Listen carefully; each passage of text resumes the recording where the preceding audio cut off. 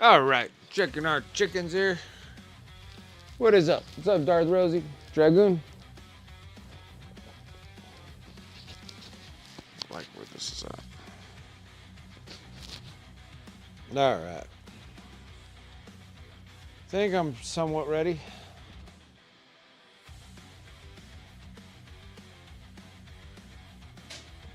I'm half dead anyways. Yes.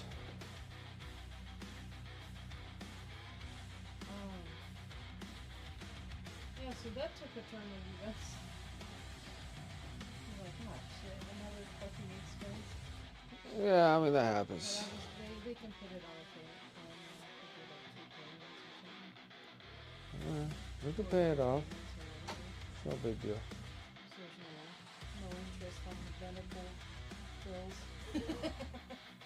No problem. So I'm paying yours. Should pay off yours by February. Like $89 a month. That's 'Cause like, I'm paying mine too. I uh, have one more payment of 100 for mine, so I'm paying 189 for well, and then it'll just be yours, yeah. depending on how much your insurance, how much insurance covers the estimate of what they're anticipating it'll cost us for the surgery. Okay. I bet you it's gonna cost us less. I don't know. We're pretty close to our deductible. Sort of. But I'm glad that's the estimate. Okay. Yeah, me too. But I gotta get that extraction done. There's not like, No, get it done. oh no, it's like, it's really, it's like on the, it's like already resting on his other tooth. I get it. Yeah, just go and get this sucker out. I think I'm gonna make engine tacos. Yeah. This is like regular tacos, but you put beans in them though. No, it's regular tacos, but instead of a tortilla, it's like a fluffy bread. Yeah, they're not like big fluffy pitas. Fried bread. I don't want flatbread. Huh? I don't want flatbread. Fried bread. Fried flatbread. Yeah, it's like fluffy and big. It's like ginormous. It's so good. You don't want them? You just want regular tacos? Yes, please. Okay. Quiet lark in the background, painting and such. I get you, paints. Yeah, I'm streaming. I'm waiting for you to spill out all your spilling out drama nonsense.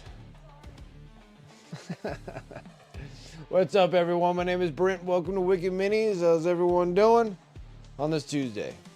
I'm like half dead by tomorrow. Half dead walking. Story of my life. What's your novel called? Half dead walking. Half dead everywhere I go.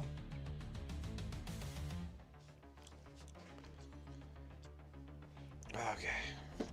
We're gonna be painting the red Gobbo.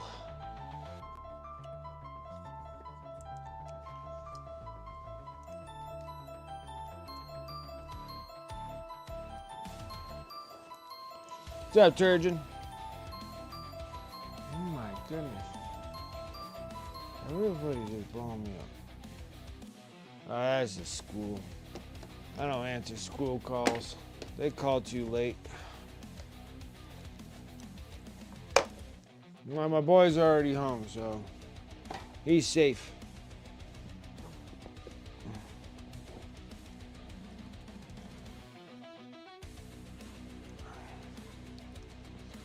Okay. Let's clean up a little bit off the palette here. Got a bunch of light liquidy paint. Soak all those up.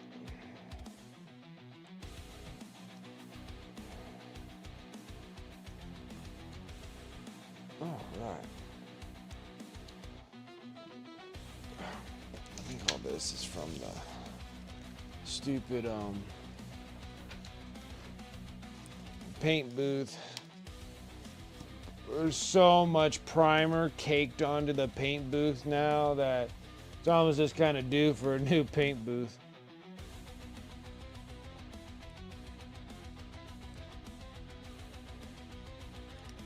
I think maybe we should stick this dude on something else.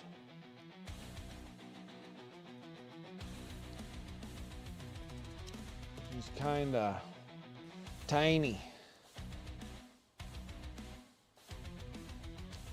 And then the plinths are printing. I forgot all about them, so I printed them off this morning, and they still need many hours. Many hours.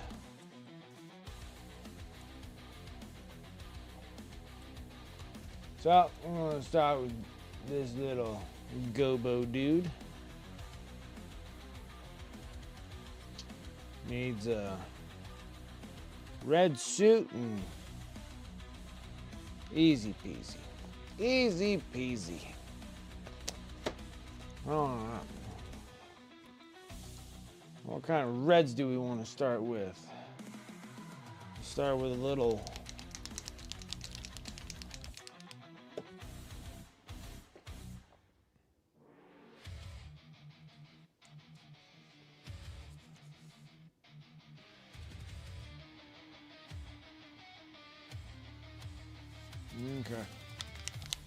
Okay.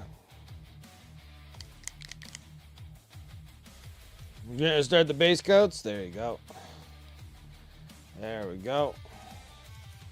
Yeah, he is a little tiny little dude. Itty bitty. He's part of the itty bitty committee. Oh my gosh, I can't believe that.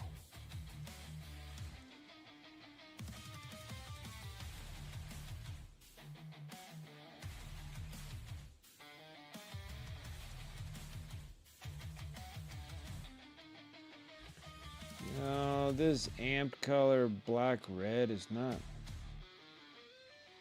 nearly as dark as I want it.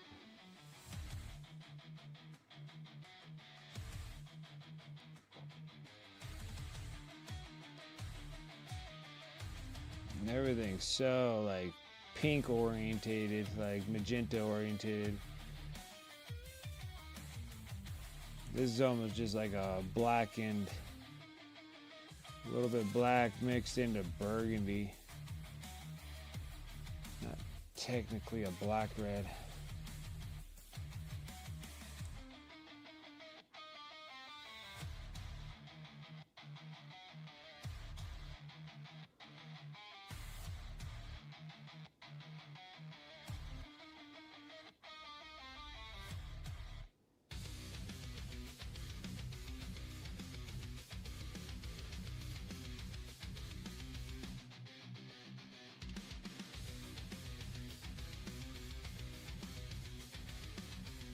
Hey, Cal, what's up? How you doing? Yeah, he's a pretty cool looking little dude. This is all for that Grotmas Christmas craziness.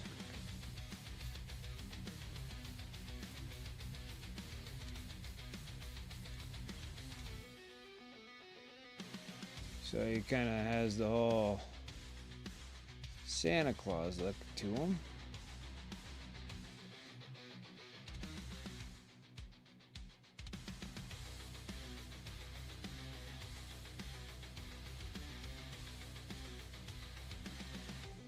But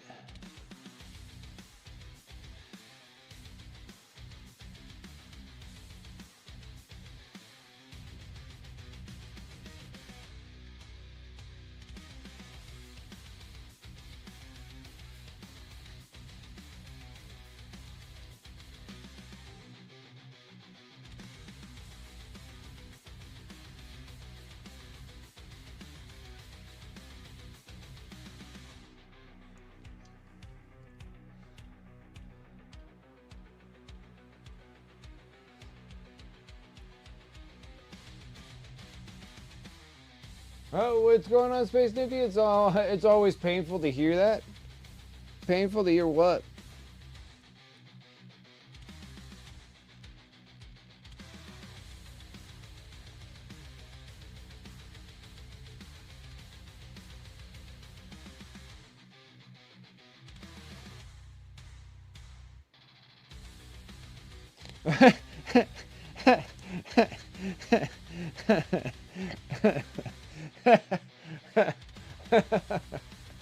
That's fun. Oh my god, he's cute. That's almost painful to hear that. That's funny. Uh,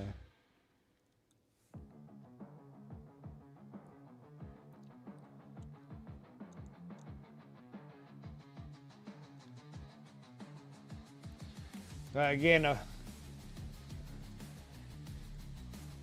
well, the problem is like you said that, but then, yeah, that's funny though. Like it's almost painful because that's probably what all the cougars are saying to you when when you're going to those festivals.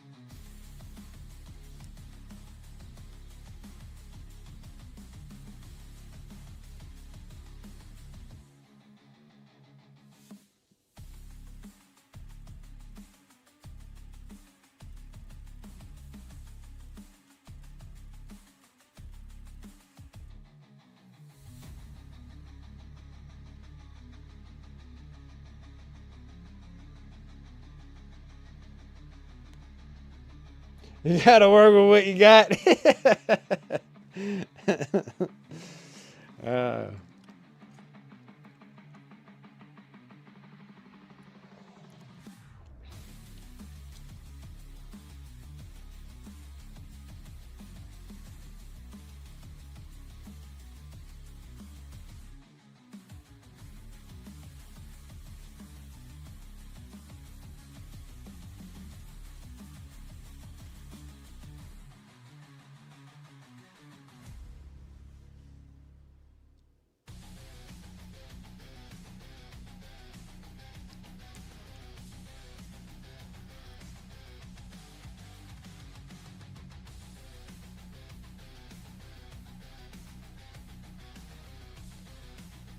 um, yeah, when I was on the Warcom, again, can't believe they're reprinting the Rook and the Groot, the Kroot, the Rook and the Kroot, and then making it available for everybody to get. That was like an exclusive convention one.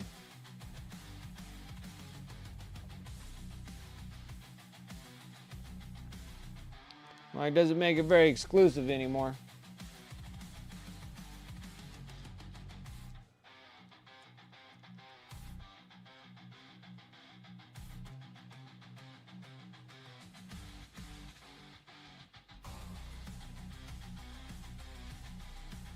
Was the smart man? Did you know what he said about those older women?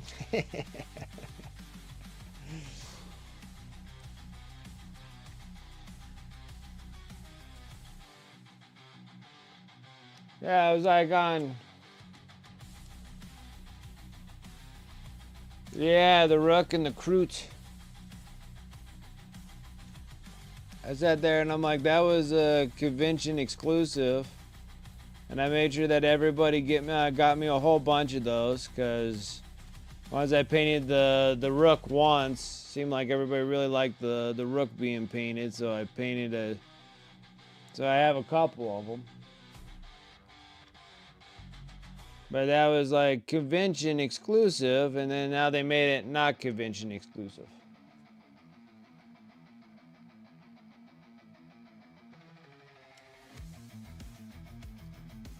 It's a good classic country song.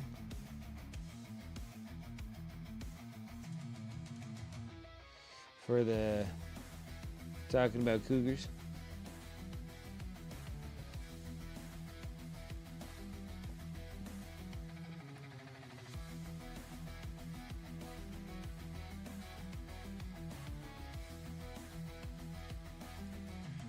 Yeah, I really like that one. That's the one that Biker Scout won.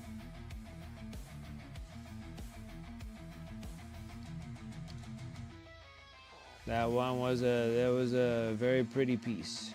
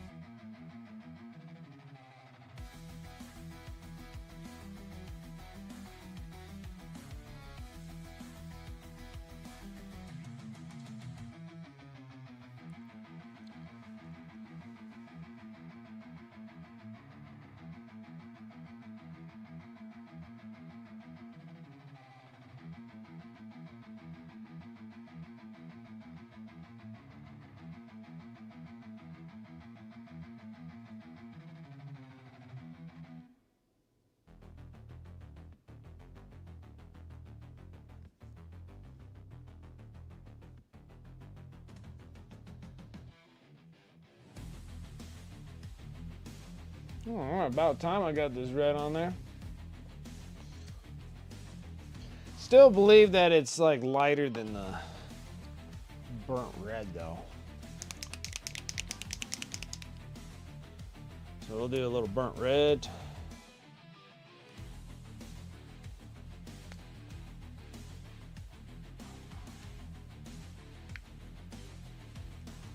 Because to me, this doesn't look like that much of a black red.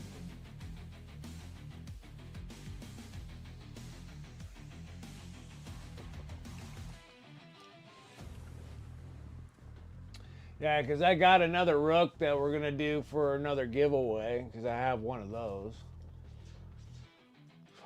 A lot of Age of Sigmar stuff, like, I got to get through, like, 1, 2, 3, 4, 5, 6, 7, I think it's like 7 boxes, 7 or 8 boxes before we get in 40K stuff. It was kind of a weird year this year. Like, this year didn't have that many commemoratives.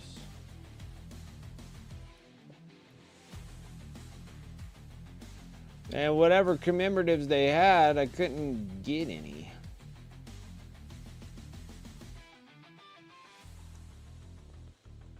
Like, I was only able to get like 1. They were being very stingy this year.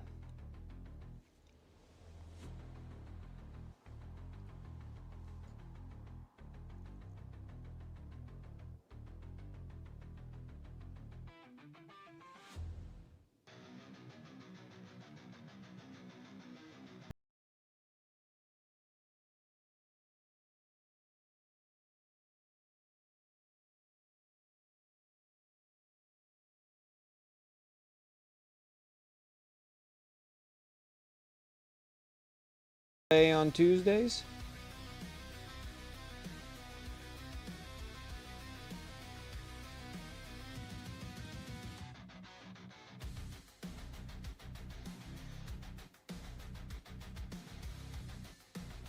That Coliseum thing looks really cool too.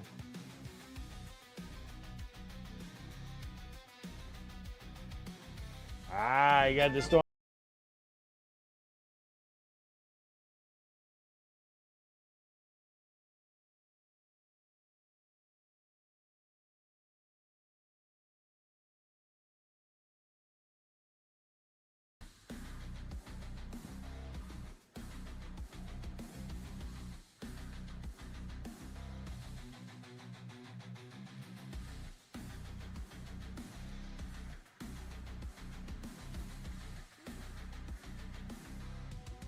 Weather wasn't great. Oh, gotcha. Hey, you guys are getting storms and stuff.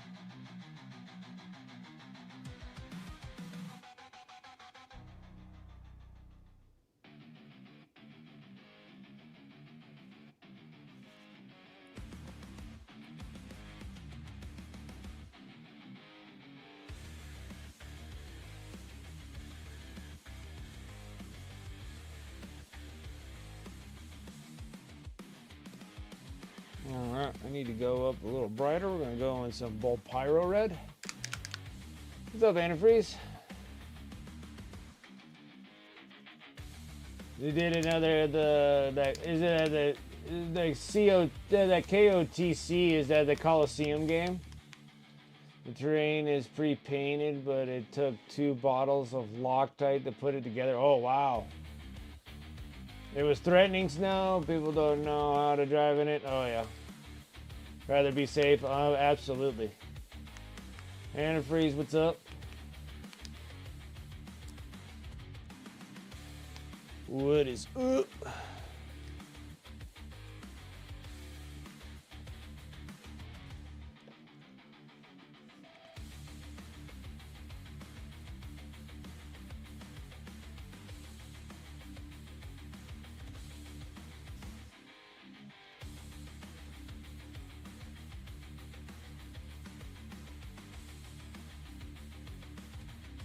I need to change up my brush. What am I doing? Yeah!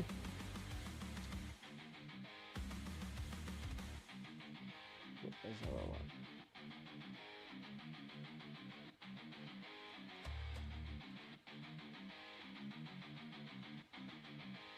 A little better.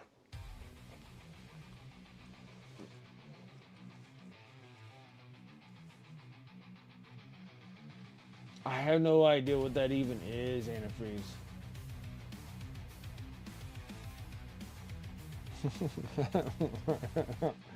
I have no idea what that is. Is that actually one of the beverages that you can buy for that stuff? Is that a weed beverage?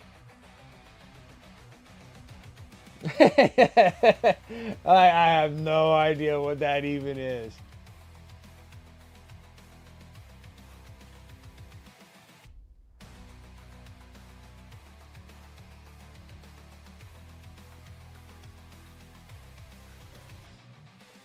You won with Death Guard against Vaughn last night. Wanted to try it, but I played Orcs today against the Death Guard tonight. And how was that?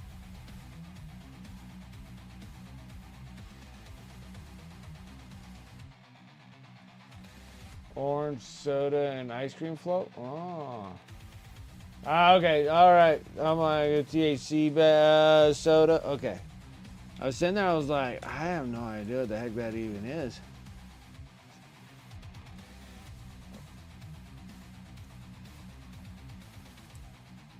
Biologus, Putrefier, Malignant Plague Caster, and in a Rhino. Dark Chaos Spawn Unit, 1 Poxwalkers, and a Mower Drone. Nice. You won tonight? Nice. Server Detachment. We tried the THC, so you're not a fan? Like, it's yummy. It's yummy. I like how that goes too. It's yummy.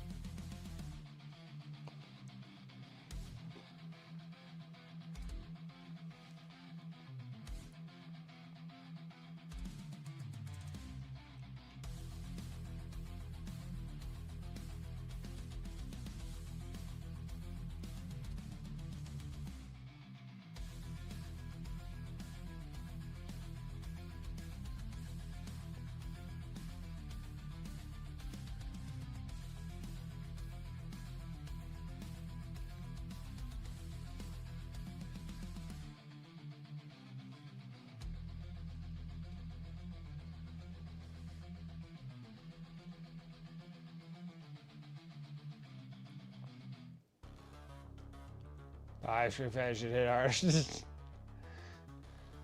You're more of an edible girly. You play great 40K when you're high. You play 40K better when you're towely.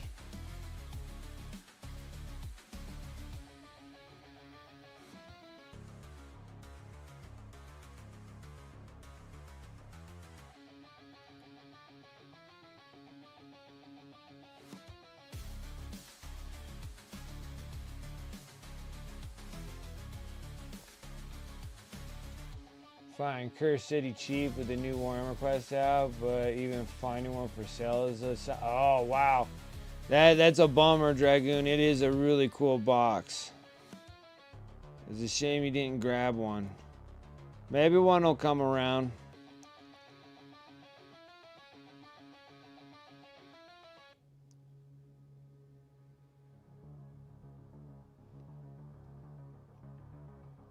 Not hyper-focused.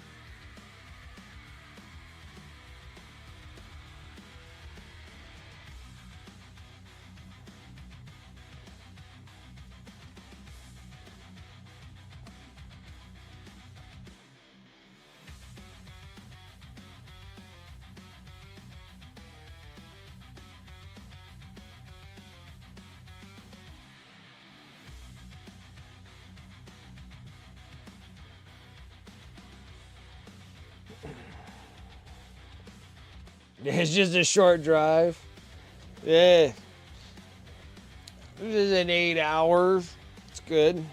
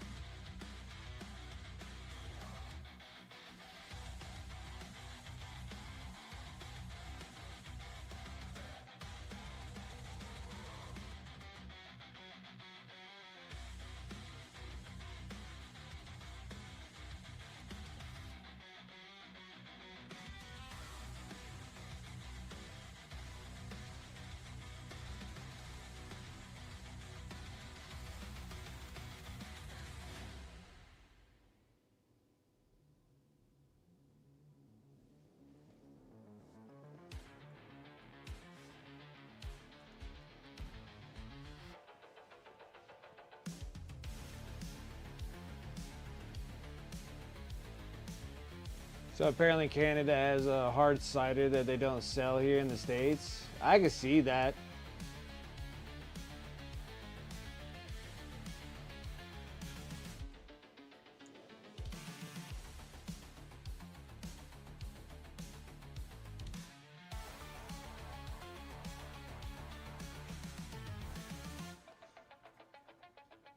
Yeah, and Dragoon, and what is their retail cost? Is it like the nowadays retail cost for a box of that, or is it like the $200 what it was way back when? I'm not even sure if it was even $200 back then. I almost wanted to say that box was even cheaper.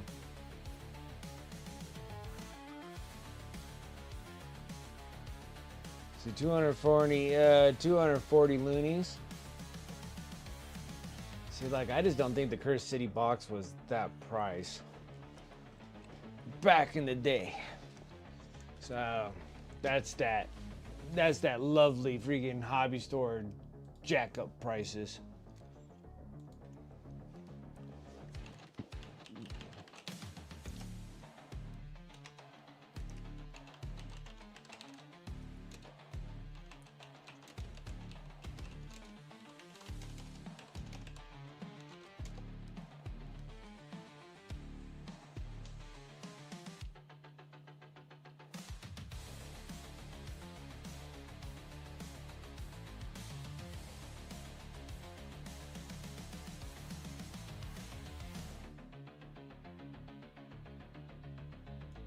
Because that was in like 2021 when that came out.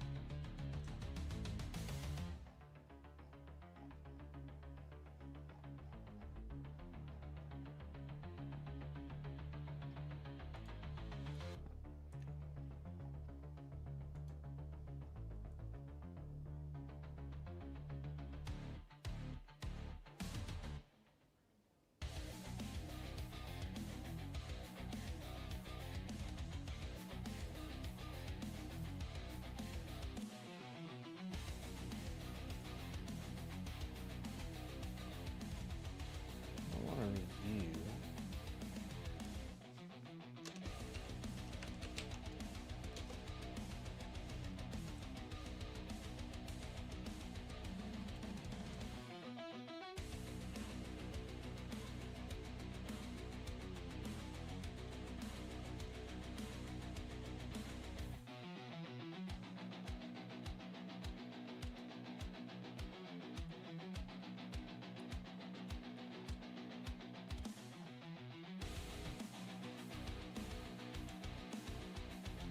It was $200. Okay. For $200, the set comes with 50 miniatures. Okay, so it was a $200 box. Okay.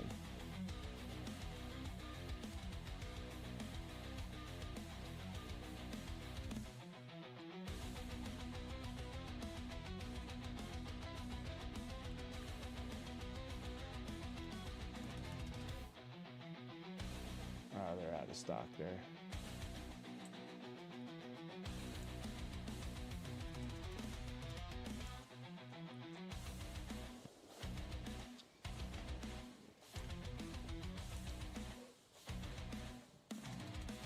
Yeah, 41 hours from you?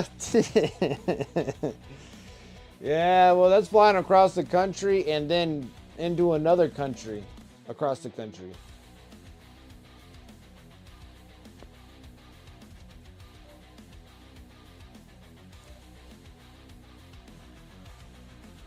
Can't get in the States for the Hard Dick Insider.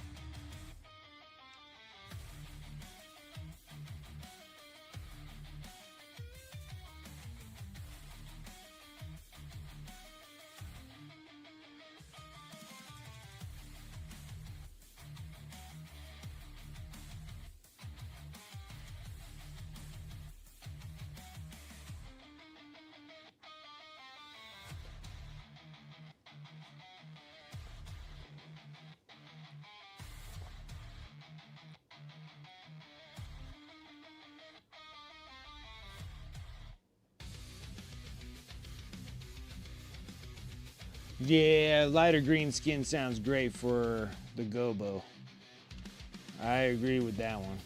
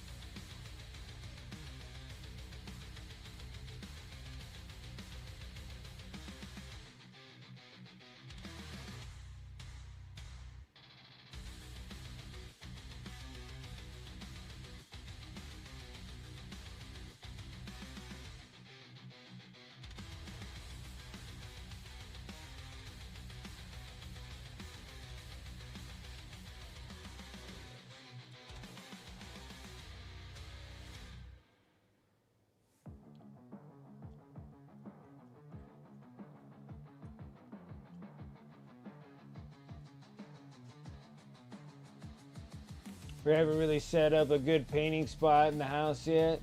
That'll be rectified at some point soon, of course. And then retail Christmas is over.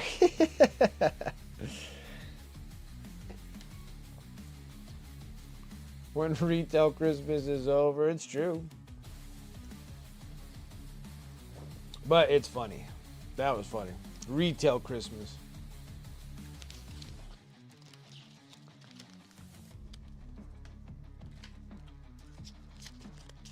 Oh, I am like flat out dead, guys.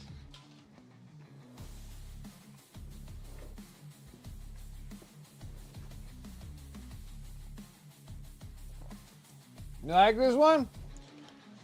I can rock blue pretty good. It's a nice sweater. It's nice and soft too. Since it's like cold with no weather here. There's a frozen desert. Can't wait till retail Christmas is over. It just started though. It just started.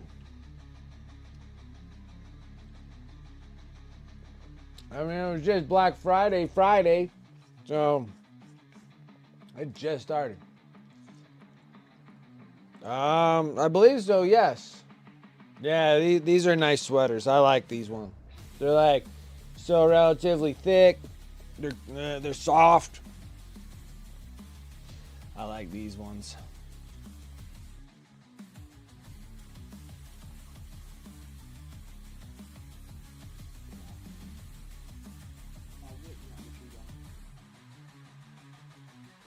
Didn't you just get another game from me? It's only $5. Yeah, that's fine. Hey, you need to go take a shower.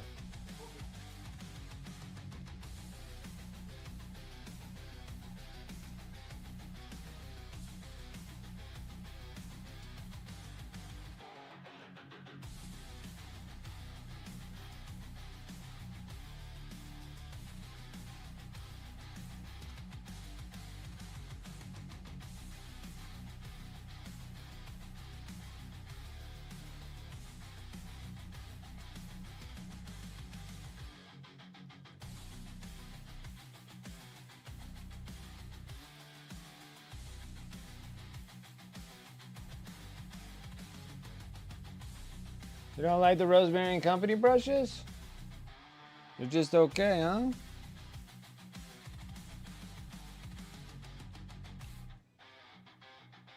Yeah, I never got a chance to test any of their brushes.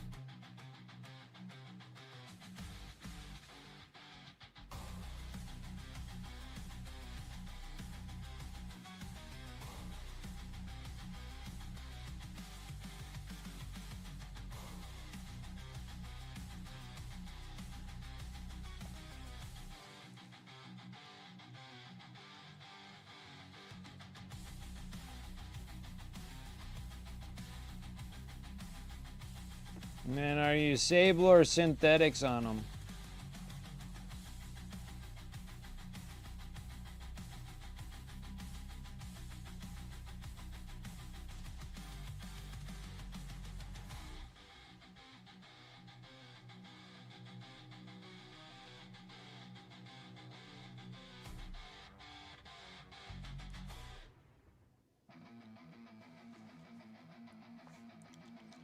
Dude, got some red for days.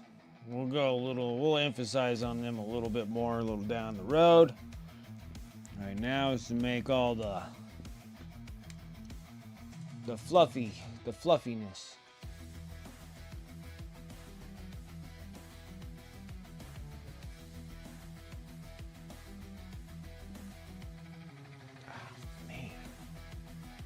Man, oh man, oh man.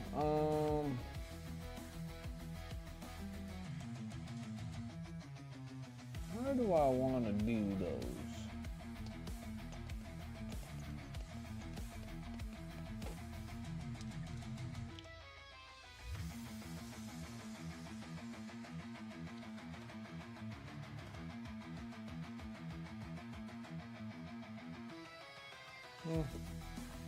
We'll do these. This is something a little different than my normal brown to white, off-white.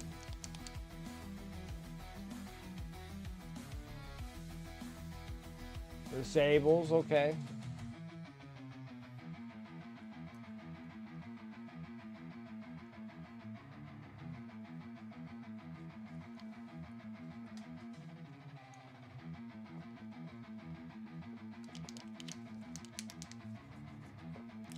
I think that's like the big thing about that Rosemary and Company brushes. They just got like a bazillion series of things.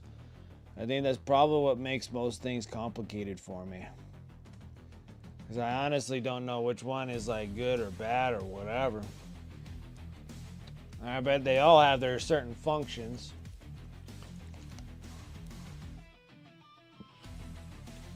So I'm going to be using a dark warm flush, which is kind of weird. And then we're going to do a warm flush, because I haven't used these paints in some time. What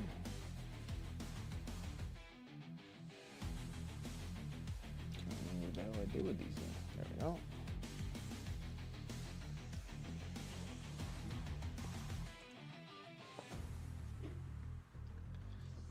Yeah, you can't get Klinsky sables in the US anymore.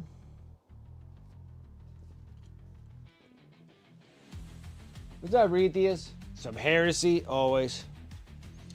Always. It feels like I'm always doing heresy stuff. But I did do all my nights though.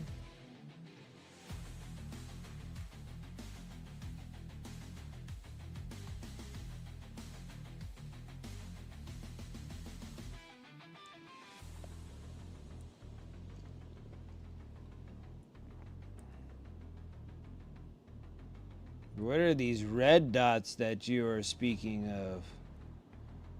Red dots.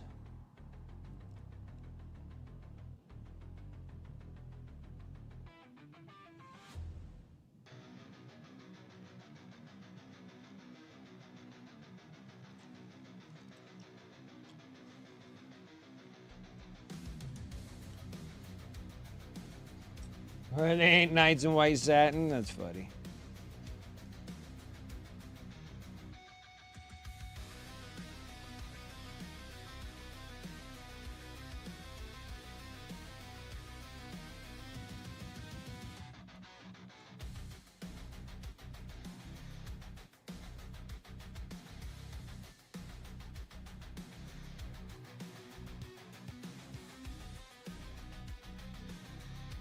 You needed more of a point? Okay, so they're synthetic ones. Gotcha.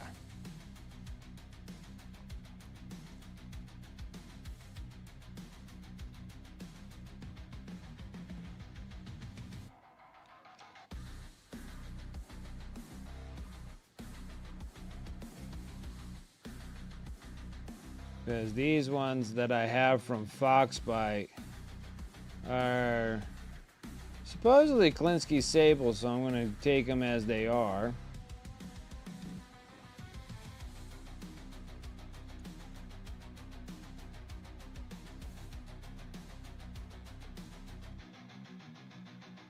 Want to try the red sables?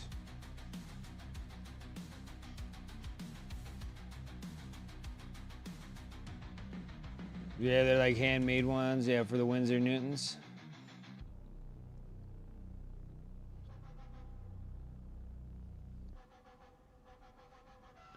Depends on how much of them are handmade.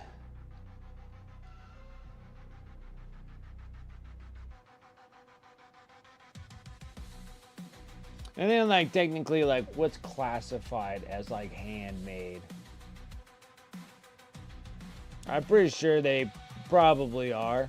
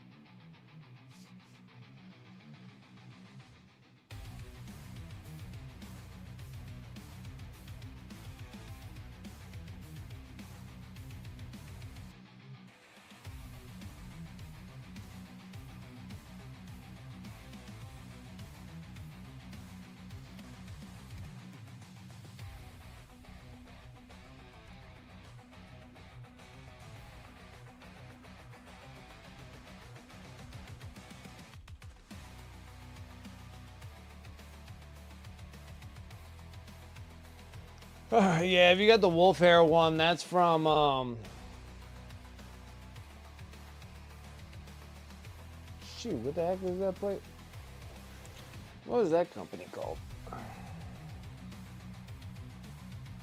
That's Chronicles. Yeah, that's Chronicle Company. That's where they have like all these kind of weird exotic hair ones.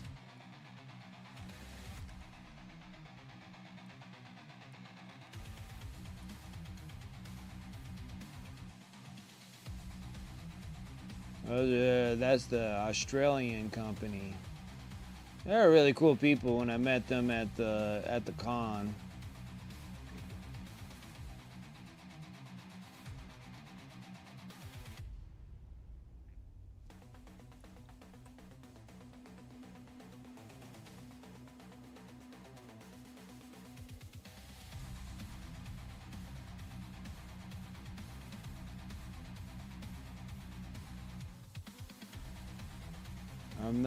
I'm not too big of a fan of their brushes though, so that's the reason why I didn't really pursue further with any kind of sponsors, because I didn't really particularly care for the brushes.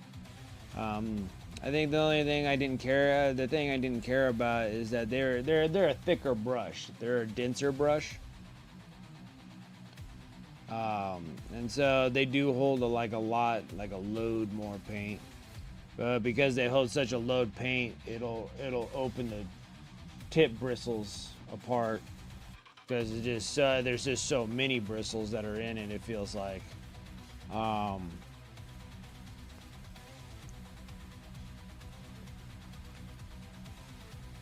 I really couldn't get behind it. So they have some really good brush soap though. I do like their brush soap.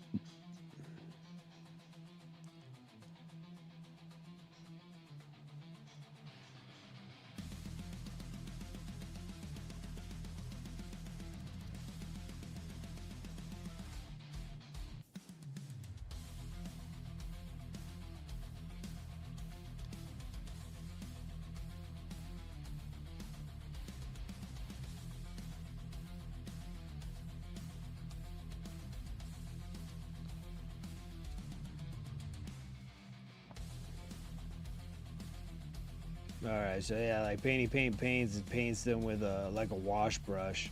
I can see that, because they can just kind of hold quite a bit of materials.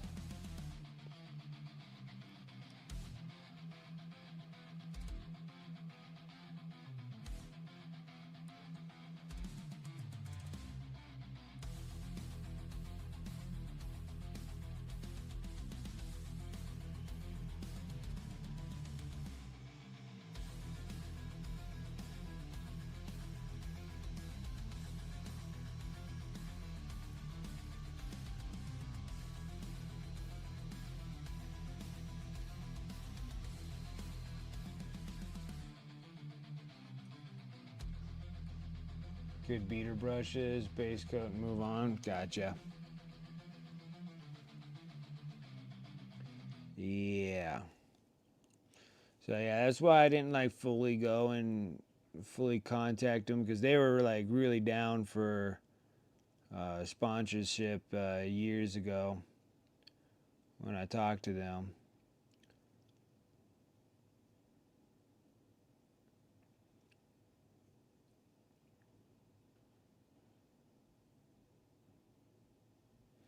But that was the same thing with Bisterium also. And I actually reached out to Bisterium, but that was years ago. And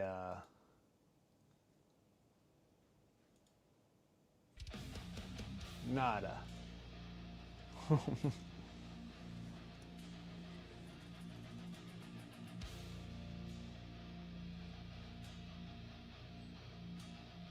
There were some shenanigans recently with Chronicle.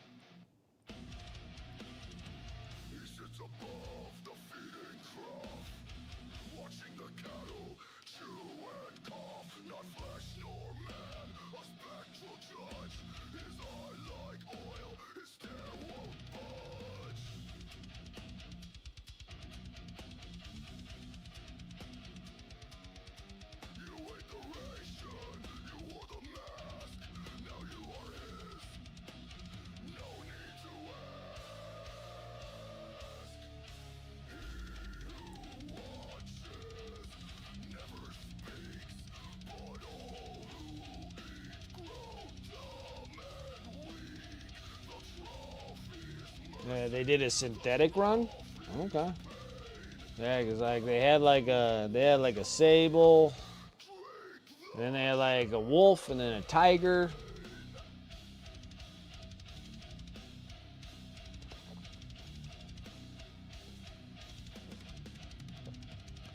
which I figured that they couldn't do like literally tiger hairs, so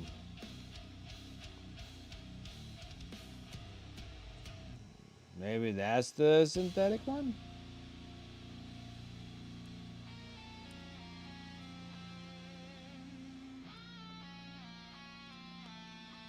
But yeah, I'm not 100% sure.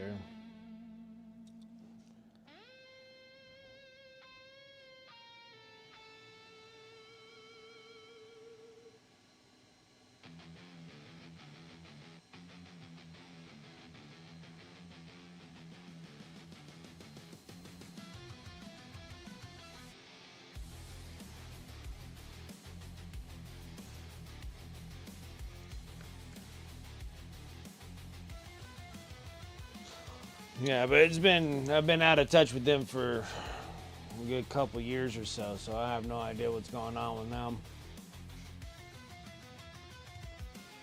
But I still deal with like Foxbite and Pro Krill and like Monty Mojaves and I think like a few of these things I may just like drop in general, like Spellcrow. I don't think I do much with Spellcrow anymore. Still like Baron of Dice and all their awesome dice that they have. Artle W comes out and reaches out every once in a blue moon, but then I get tired of doing proxy models. Love Fenris Workshop, he's been great. Liber Demonica is probably another one. I probably should start dropping a lot of these things.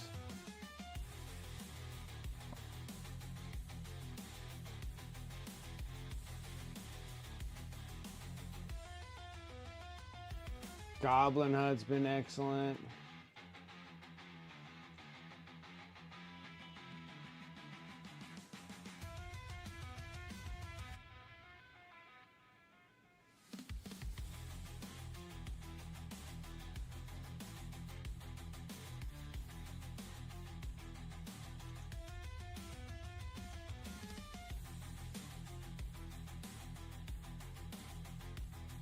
Get rid of that one too.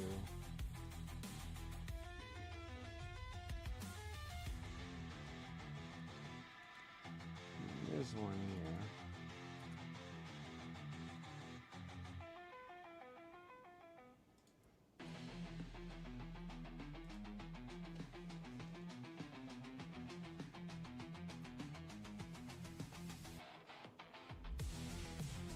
Like, you got mine from Conical and was like, cool, I'm good. Yeah. I buy Michael's Artist Law Vienna for metallics, as I don't want to ruin my Rosemary Companies with metallics. Oh, okay. Yeah, I beat all my brushes up. A brush better be able to handle it all. I just freaking beat them all up. I never really have too much problems with metallics, to be honest.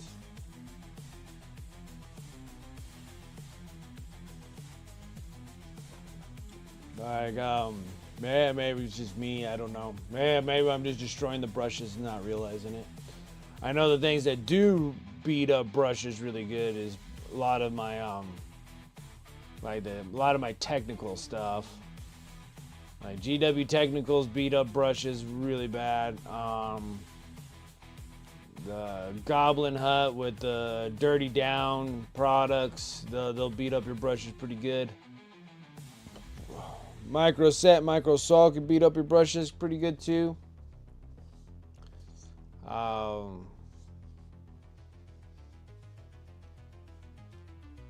feel like my inks probably beat up my brushes more than anything because those things just suck up like all the way up into the ferrules so fast. Like, there's nothing you can do about that. There's like no way you can get them out of the ferrules. Like Liquitex inks, just because they're so thin, it just goes whoosh, you know what I mean? Like, as soon as you touch it, just like it just absorbs like all the way up in those ferrules. And I think maybe those beat up my brushes pretty good. They start opening them up.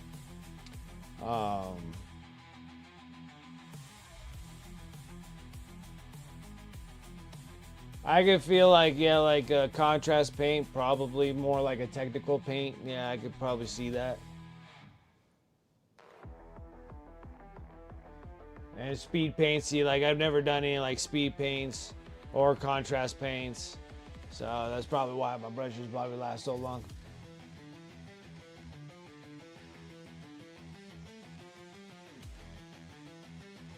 Hey, your inks haven't beaten you up too bad? Yeah, because I'm like, oh, like over time. But then also I don't do like thorough cleanings either. Like a lot of people like clean their brushes after each session. I do not do that. I am terrible at that. Because I have late night streams, so once I'm done, like I'm done. I'll worry about everything another day.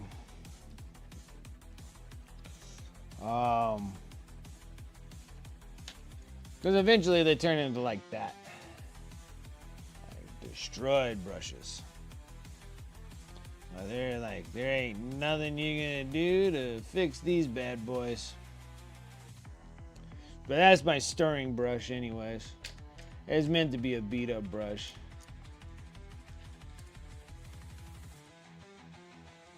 Let's see, what do I want to do here?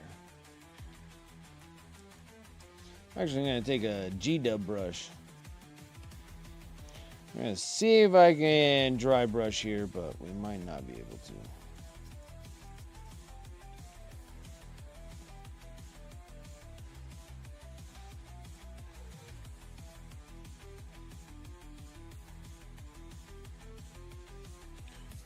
It is very small, so.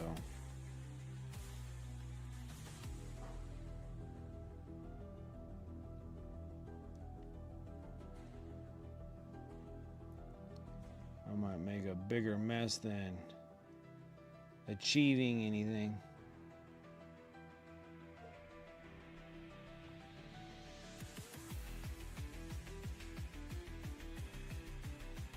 There's just too much ruffleness in this.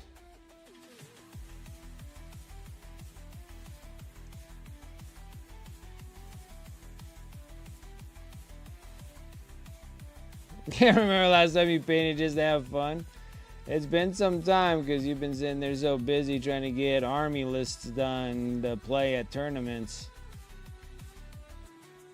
It's nice having a little break. Oh, thank you. Oh, damn, man. Monster tacos. You think so? They'll be fine. They're usually bigger than that. Okay. Thank you. Thank you, bub. I'm starving, so I can't wait to eat. Okay, I'll make you some. No. I'll make you 12 more tacos.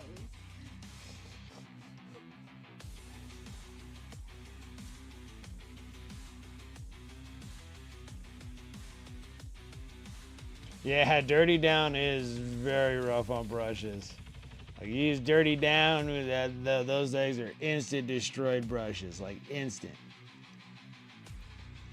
I've been told that they don't, and I'm like, yeah, I don't think so. Like, my brushes are just destroyed. There's nothing you can do. You use cheap old, Hobby Lobby brushes and stuff like that's what you need to use.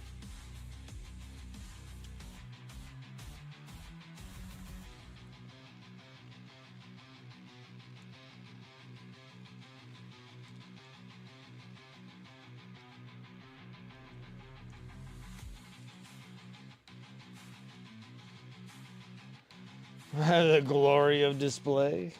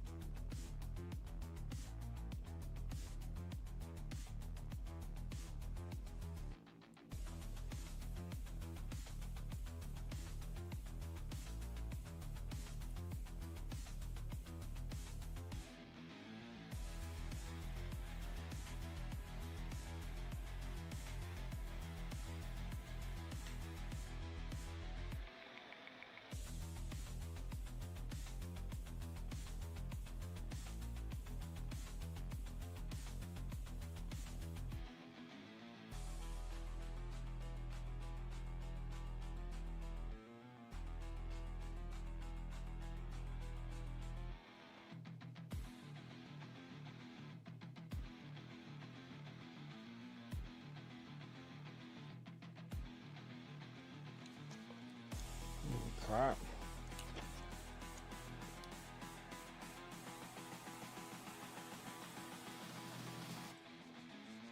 I bet the Dirty Down guys made a fortune. I think they did pretty well. I gotta say they have been doing pretty well.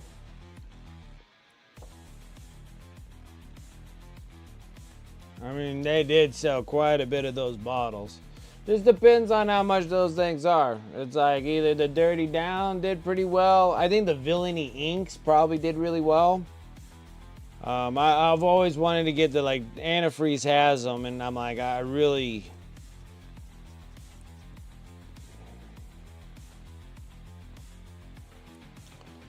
wish I get some. Those are like, because the problem I'm having is that I'm like starting to run, like I am using up as much as the Mr. Hobby stuff, and there is no Mr. Hobby stuff like here in the States, like at all.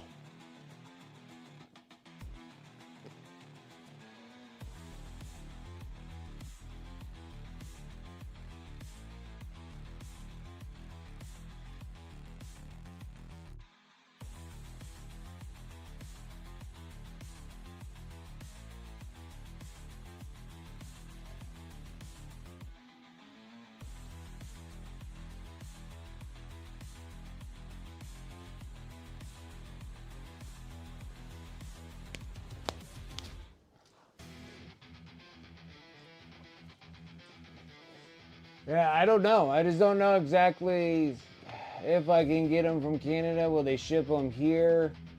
How much will it cost? Kind of thing like that. There's shippings and stuff like that. And try to get the, like, it's so hard for me to get Mr. Hobby. Like, Mr. Hobby stuff is like something that's, I don't know. It could be from the tariffs. I don't know if it's just that or the popularity of them or something that's just not coming to the States anymore. I'm not 100% sure. I don't know why, because it seems like I was having problems getting Mr. Hobby stuff way before tariffs even was a thing. It was getting pretty difficult here to get them. Like, they were just like vanishing. Like, there was like a few companies that had them. Like the Gundam store, like the the U.S. Gundam store had just loads of them, and then now the U.S. Gundam store has been completely sold out and has never had any restock in like a couple years now. Yeah, that's what I was saying. It was like, I want to say it's before tariffs, that we were just having like issues. I don't know what the hell the problem is. I don't know why we're not able to get them.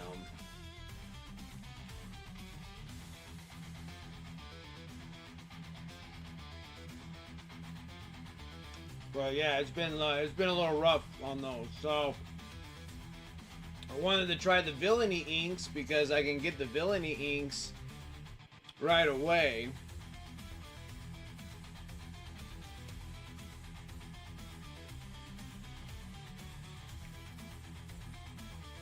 Actually, I gotta say, probably the people that made the most money is probably the Trench Crusade guys. I gotta say, like, that was a huge Kickstarter just for STL files.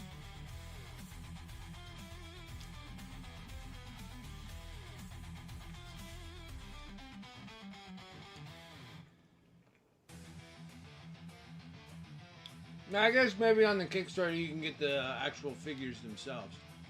But boy, I think they did a pretty good killing there.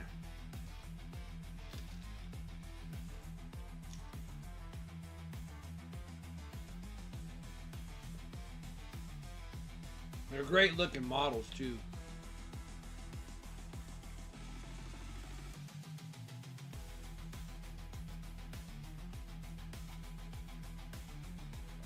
You know, so I don't know about Mr. Hobby. I don't know what that's going on.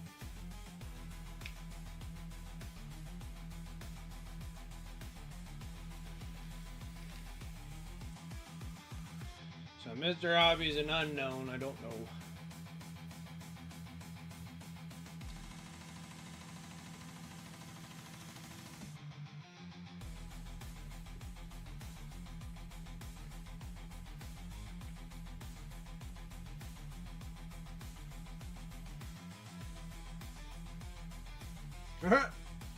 Winter shipping policy now in effect. Please remember to upgrade your shipping and add heat packs to all water-based paints.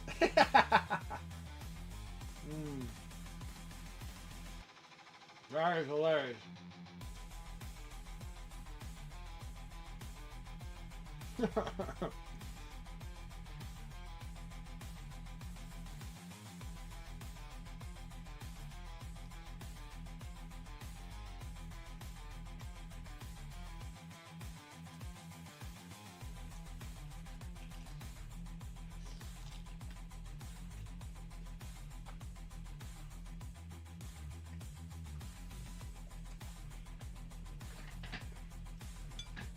No, I don't think so. They're not water-based.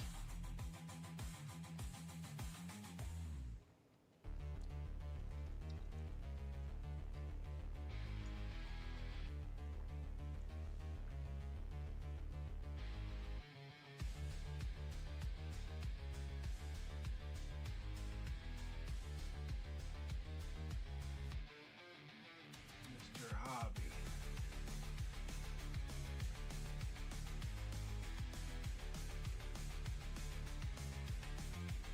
It looks like you guys are having the same. It looks like you guys are having the same problems too.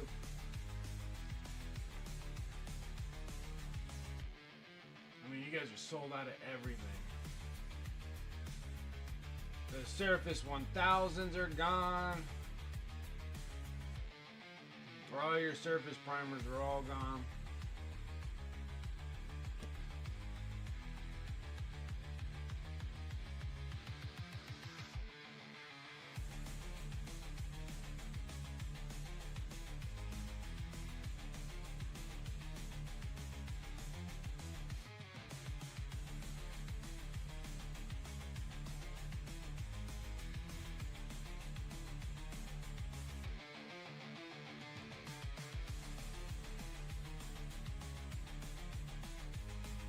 The multi-black.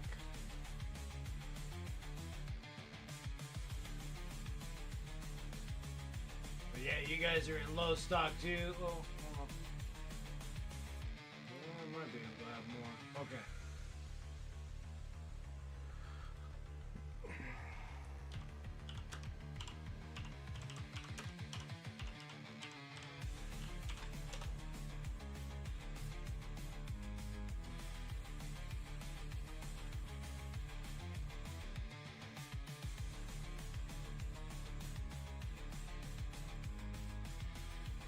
You guys don't have the solvent?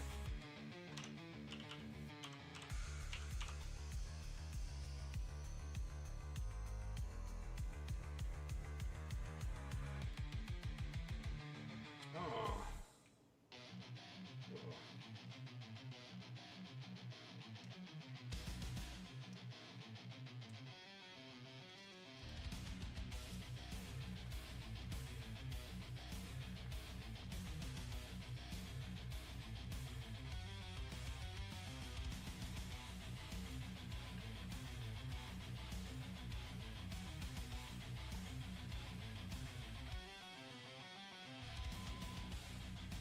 Yeah.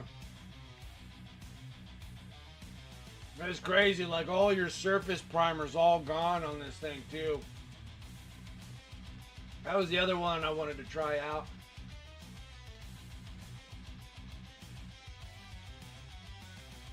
I would have to paint that crap outside.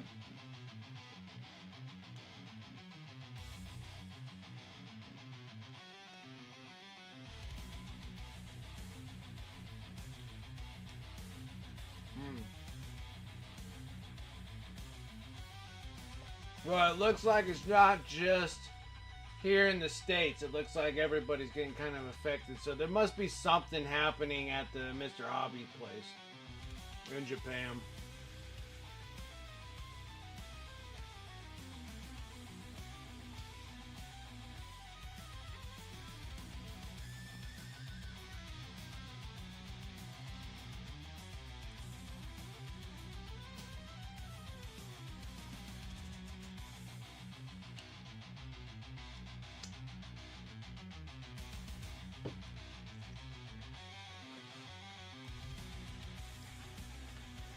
it's either that or it could be something that we're not aware of. While they might like here in the States and other places and stuff, there might be a chemical that's in it that is banned here, but it's not banned there.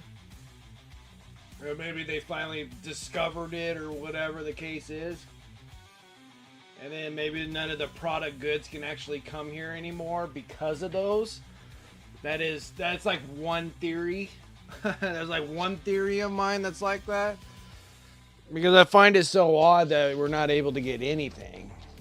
And this has been an issue before tariffs or anything about getting stuff shipped to us. Or there's something going on with Mr. Hobby, their supplier, something.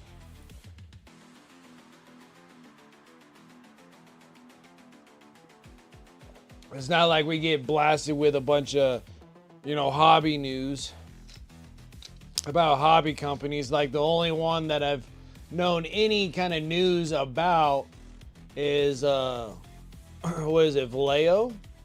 That's like the only one that like I know anything about anything.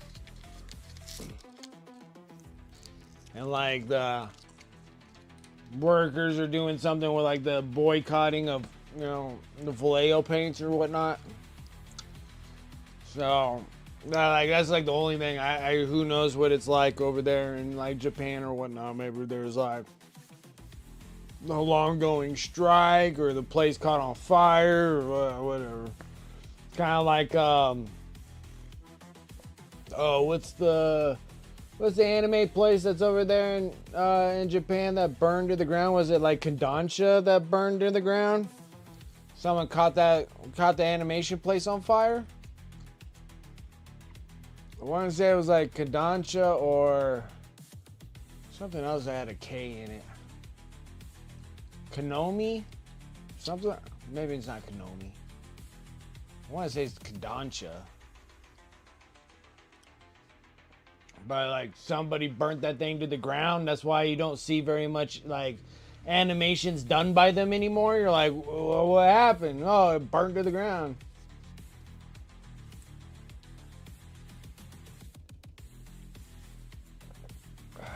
So, yeah, I don't know. It's kind of weird. So I'm trying to figure out some other way of doing washes, and I was watching like 46 and 2, and he was like using those villainy inks, and I was kind of like, oh, I think that's probably the next best thing for me to go towards, is to start phasing out Mr. Hobby and then going into those to do, big army sets.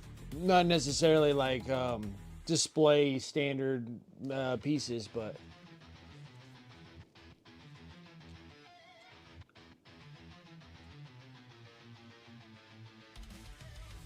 the newish stuff from Pro Acryl.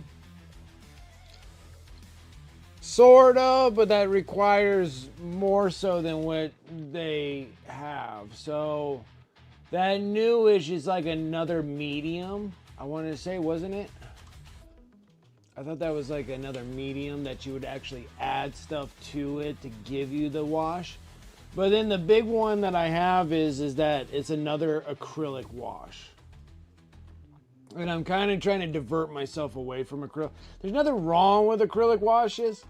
They're just not my jam because I don't really need that much coffee staining that's going on.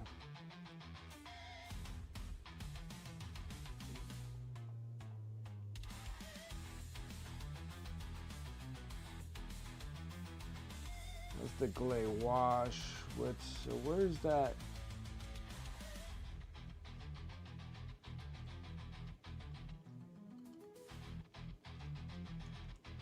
Oh.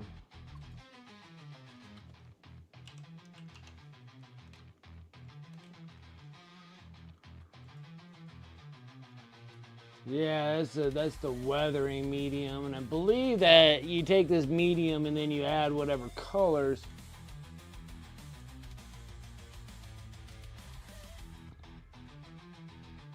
Weather and effect models without nasty toxic solvents. Newish mixes with any of our pro acrylic paints to create the color you like.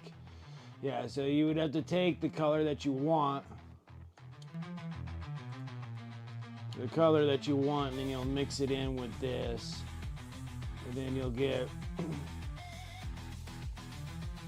but it's a massive wash, so you're really doing a massive tone down. So to give you that crazy weathering, so you're doing a massive coffee stain over it. This is another thing that I was thinking about, but I'm not 100% sure if I want to go that direction and go back into an actual an acrylic based wash.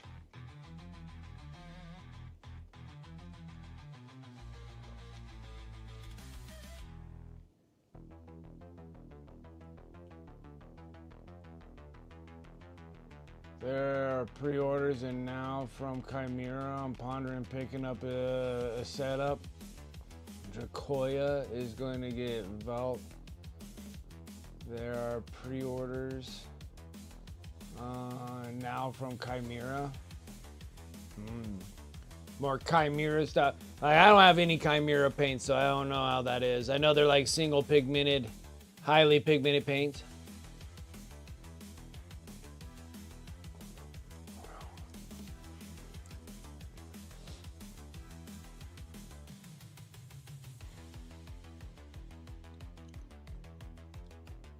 I think I'll try to use these up. So we're gonna do some olive flesh.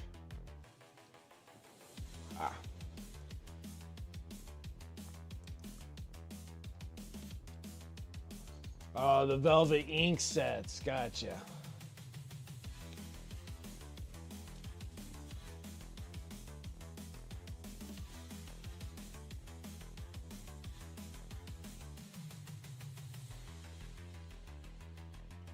The one thing, if I use a lot of inks, I very seldomly use inks. Like I'll use them for like pre-highlights. I'll make like my custom blacks and mixes while I'm shooting miniatures. But yeah, I'm good. Like the Liquitex inks line that I have, it'll take me 100 years just to get through all those inks. I pre-highlight with the white, and I've had that thing for like 4 years.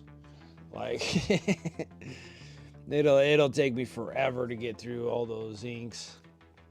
And then let alone that, I got this voucher or something like that from AK Interactive, so I got those intensity inks from AK. So I got so many inks, I'm like, I don't even think I'm gonna be able to finish anything that I got. But I think probably the fastest way to probably smoke through an army is probably doing it with those inks. I was gonna test one out, like get like 10, like a paint 10, like how I normally paint them, like 10 with just the inks themselves, and then 10 with, I don't know, maybe I should do like a 10-10-10 deal and just like see how long it takes to paint like that many. But it seems like those inks are probably the way to go to do like mass amounts of miniatures. Like for that base coat, mid-tone highlights, like you can literally like knock all those out in like one shot.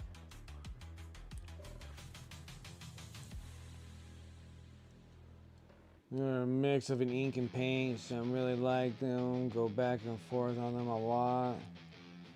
Be good for helping establishing dark shadow lines. Make some home brews in a bit. Make some browns in a bit. But back and forth, gotcha. Yeah.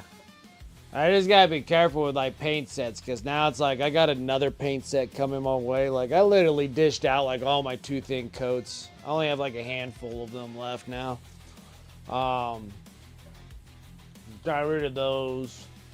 My scale 75s, I'm just down to like my non-metallic metal silvers and golds. Colors, and then I'm almost done with I'm pretty much done with all the silvers with scale 75. We're going through the true metallic metal golds. I'm trying to get through all those. P3s, same thing, just trying to get through all the metallics that I have with them. Mostly stuck with Pro Acryl. I was gonna make like my second choice of paints would probably be like AK Interactive would be my like second up, because they got a plethora of different mixes that actually works really well. But then again, I was listening to 46 and 2 also when he did that Kickstarter for Cult of Paints, and they're coming out with that paint line, and I was like, you know what, I'll give this one a shot, and then this will be like the last Kickstarter for paint sets I'll do. I won't do any more Kickstarters.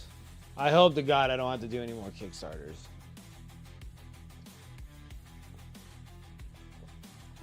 because I was thinking of just getting like the individual sets of like AK Interactive, be like leather and then wood and then, you know, the greens, the blues, the reds. You just buy them in like small sets and at a time, and then eventually I'll just have like all the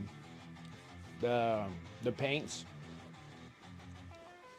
and then kind of go that way. But again, I just don't know what to do with all this paint. Like I still got like when I was like collecting paint for some reason, I got all those molten, what the hell are these things called? The Dark Star, the molten metals. Still haven't used a single one of these things. Hope they don't go bad. I've had them forever. Still got like a small amount of secret weapons for all my rust and kind of technicals. I love those, but I just don't use them very often.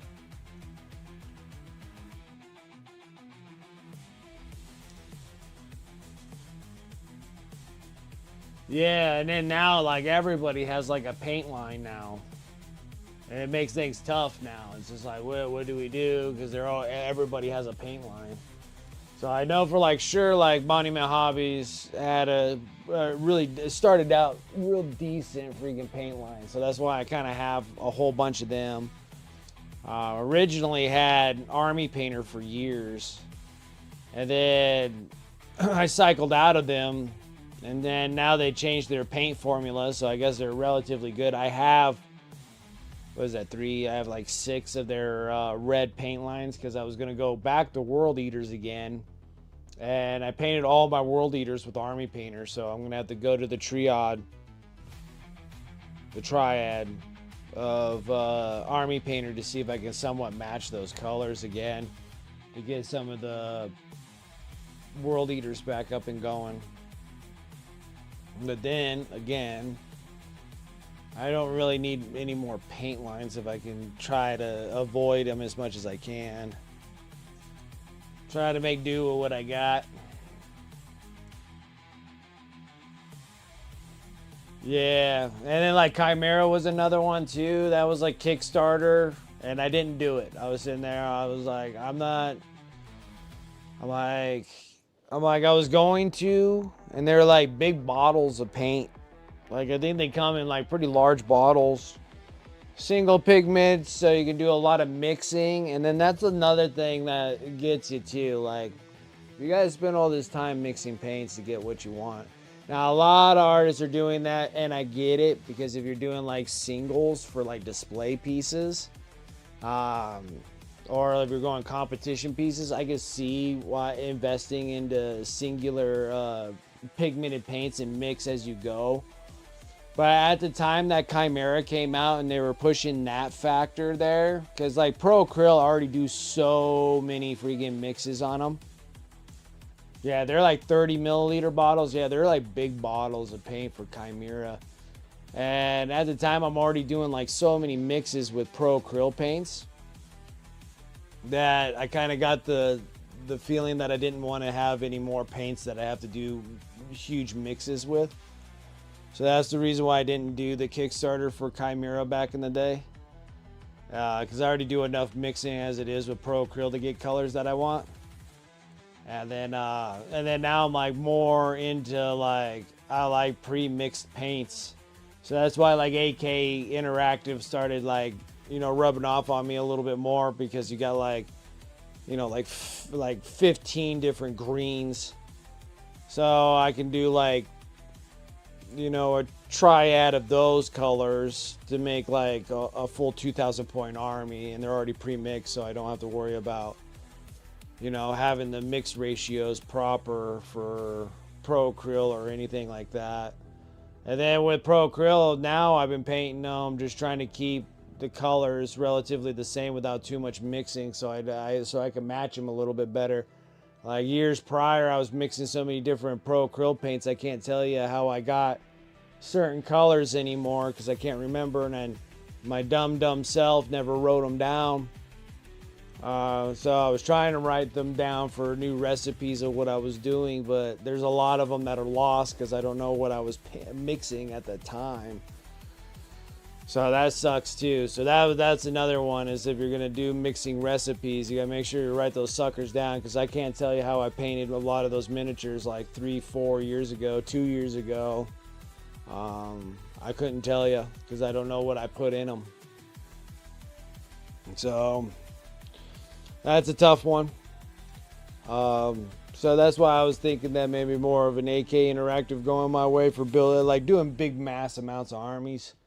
Pro Acryl is great because I love the 22 milliliters, and I bet Chimera would be awesome having like 30 milliliter bottles, but I just didn't want to do any like mixes to get certain kind of paints for like mass armies. Like I say, doing that for like singular miniatures, competition pieces, stuff like that, because then you're only making just that one. And so you have that mixture of whatever you want for that, just that one miniature going in for that competition. I can see doing singles. Single high pigments. But majority of the time, I don't do like full competitions all the time. I do big, massive 2,000, 4,000 points of freaking miniatures, which goes up to like 100 to 200 miniatures and stuff like that. So those kind of things.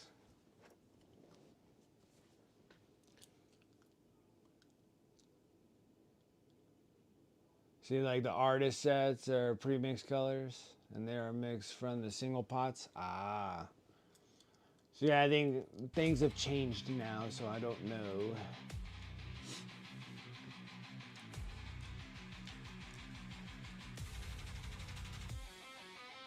So just another thing. Just another thing. But I got these, I kickstarted that Cult of Paint one. So I did that Kickstarter. And we'll see. Just because Andy Wardle, I'm a fan of his art. And then if he's utilizing quite a bit of those paint line that he was using, I'll back that.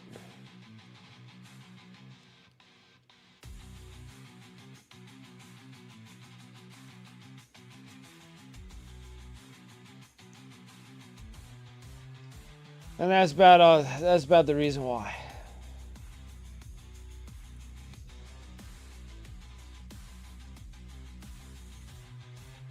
Yeah, if you're gonna army paint those, yeah, like I started noticing that down the road, but that was like years ago when Chimera came out, and it was a Kickstarter, and I remember that Kickstarter, and they're like, oh, single pigmented paints, and that's when I was just like, I need to have all these paints, and then I started like doing a real fast like realization, and at the time I wasn't doing commission like competition pieces.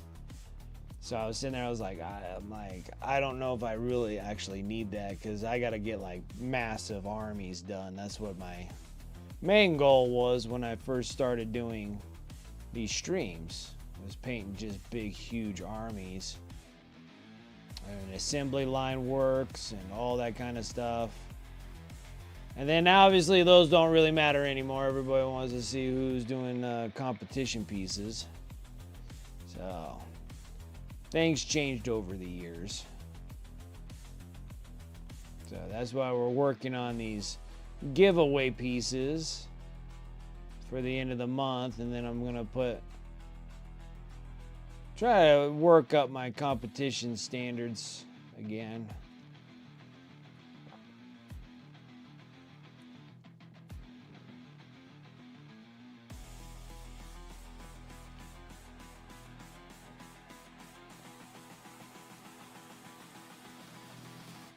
Try to get back into it again. Maybe actually this time and stop spending money on buying miniatures now, since kind of GW hurting my feelings now of making things too expensive. Now I'm just like, I'll just work with what I have. Sell the things that I don't want. Be kind of specific, have my certain armies that I want to play with. Keep those.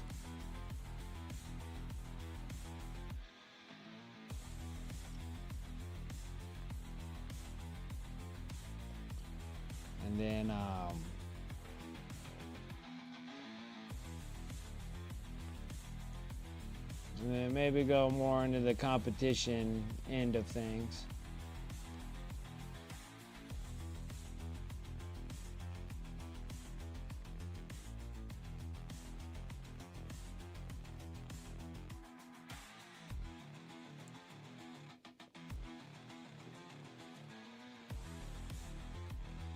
These treats and sleep for yourself? Absolutely. I appreciate you coming and hanging out, Painty Paint Paints.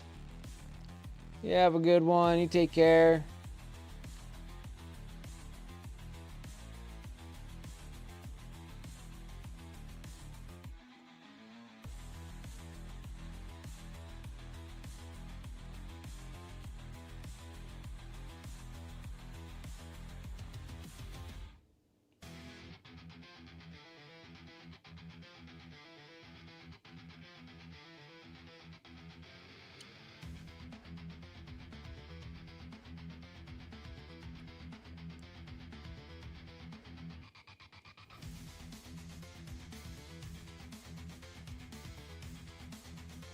I don't think that looks too bad. I like that.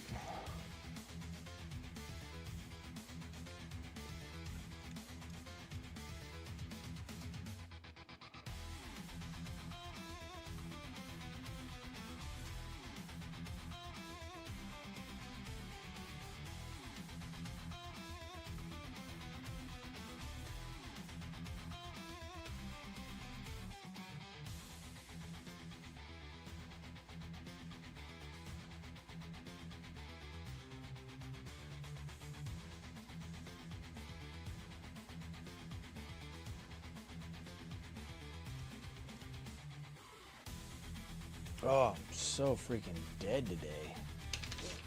I don't know what the hell's wrong with me. Holy. Like, I'm trying. My spunkiness today is not doing too well.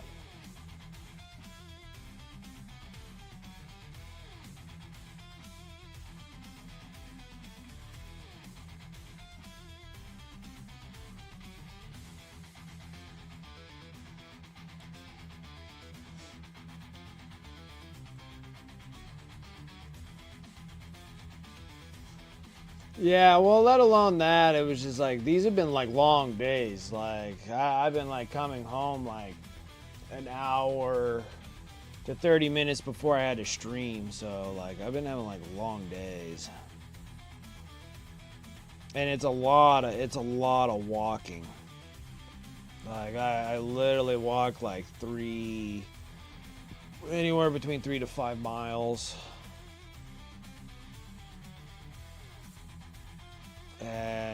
And it's been a lot this recently because these are like really big jobs I've been doing. Is spraying like 7 acres 4 acres, 2.5 acres. It's a lot of heel toe express on a bunch of crappy terrain. It's not like it's flat ground. It's like just crappy.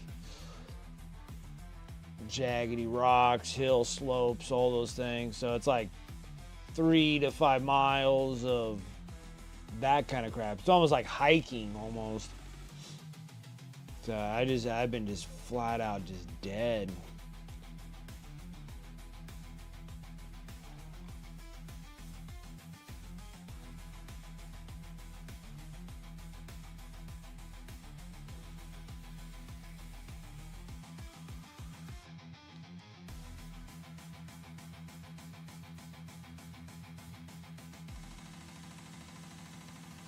Is there a reveal going on this week? They're doing another reveal? I didn't even hear that they were doing reveals.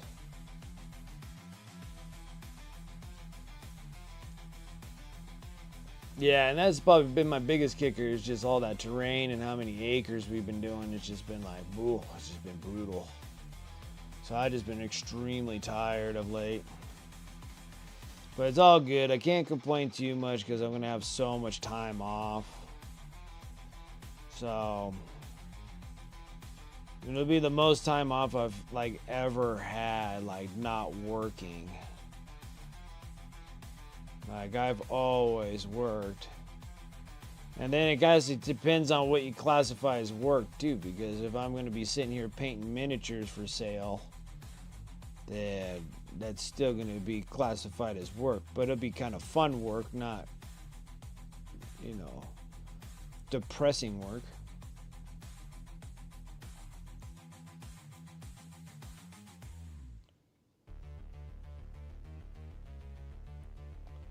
Shit, I should have used this brush a while ago. This is doing exactly what I want. This is much better.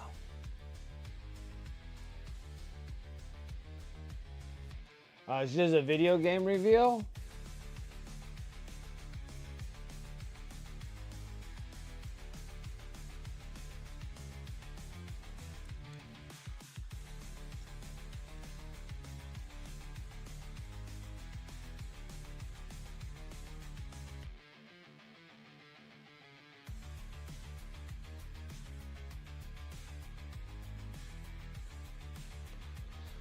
The weird thing about like 40K Total War, like I can see like Warhammer Total War because they can kind of rank flank the system, but there's no real rank flank system in 40K.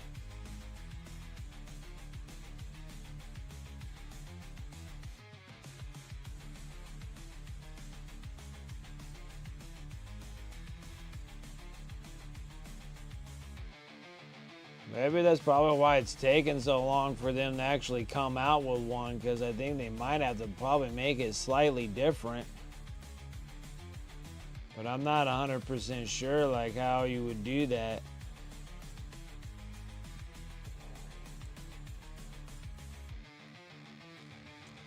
Because normally when you're in like Total War, like you have like just bricks of like, archers and shooters, and then like they run into combat and they're fighting with each other with swords and whatnot, and then you have like character units that are going up, and they have like buff bubbles, I think, and then they have like their own specialty weapons that they're fighting with, which you can kind of get like that, but they're still kind of like ranking and flanking kind of things, like they're all like ranked and like rank and file. But like 40K is not really like a ranking and flanking kind of game. It's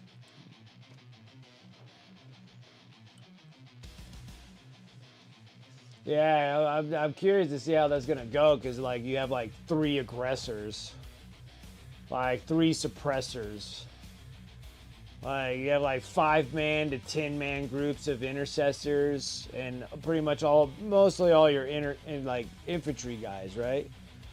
And then they're all like shooting most of the time, and then like the conflict battles with each other are mostly more minimum,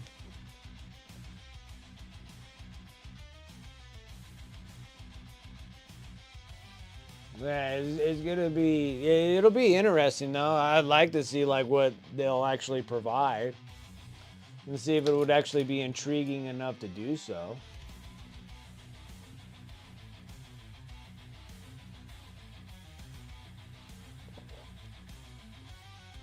I think it would have been cool if they did it like 40K more like StarCraft. But then that's like Dawn of War. So like Dawn of War game makes sense.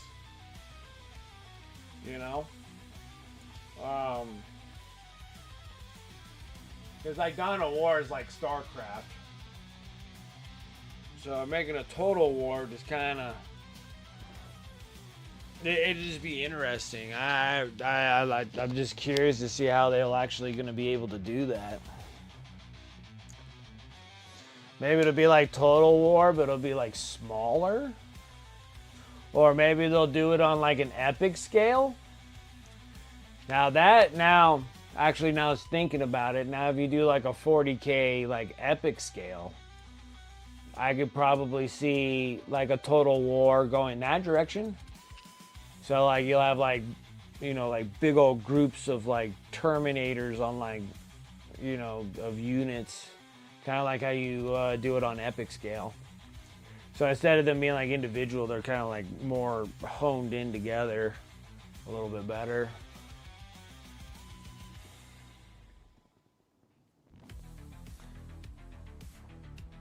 Still be interesting to see. Yeah, like I think that maybe like an epic scale style, because that's like how Total War is. Like Total War, Warhammer Total War is like an epic scale of like Age of Sigmar. Like they're like a multitude of a whole bunch of units, so I could probably see that. Like you'll have like a unit of like, like units of rhinos or something like that.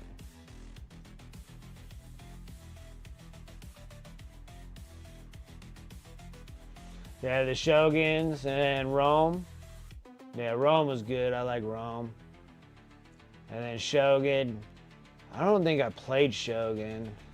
But then also, I don't play a whole lot of games to begin with, but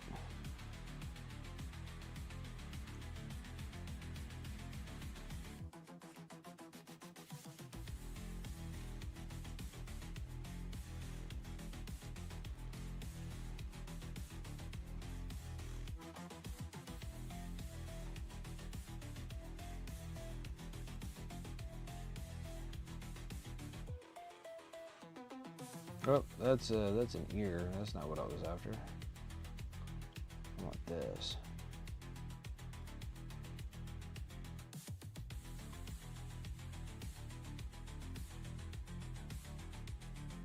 That's better.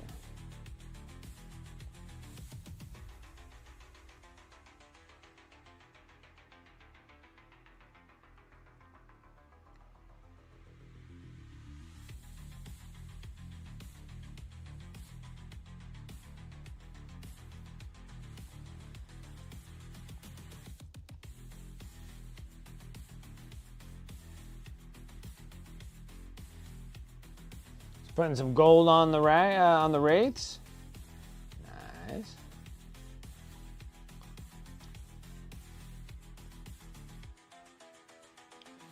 And getting them painting up.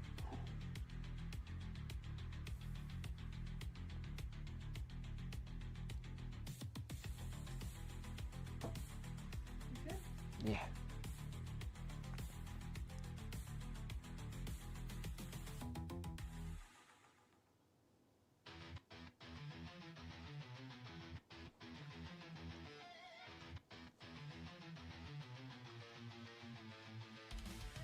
You're doing the white fur also on the Gobbo? Nice.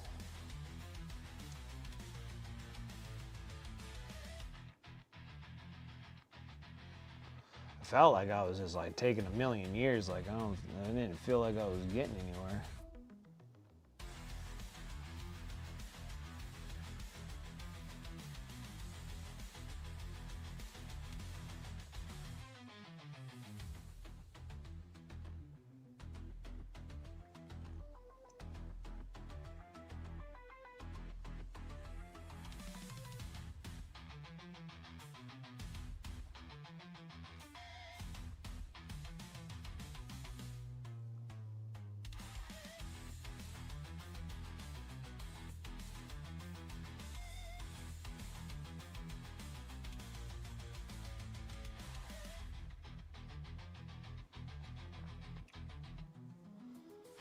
200 years later. Alright guys, I think I got the coat done.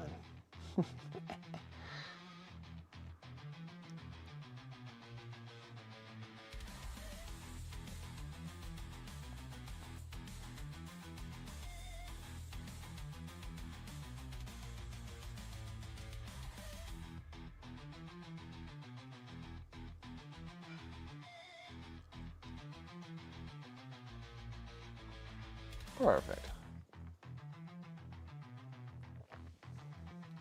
It's a really like deep texture. Like it's like really deep. It's like almost kind of like painting a real dense Brillo brush or like a Brillo pad. It's really like thick.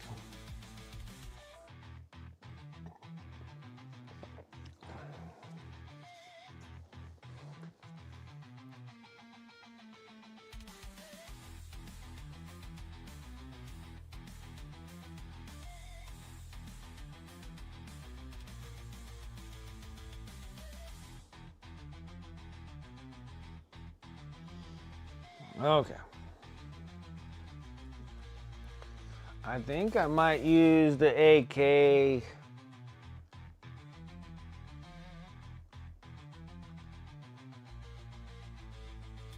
green. So otherwise I'll be using like yellow green. I think I might use these ones.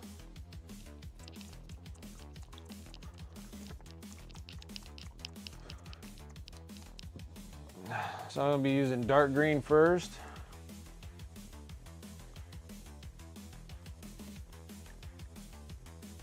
I think.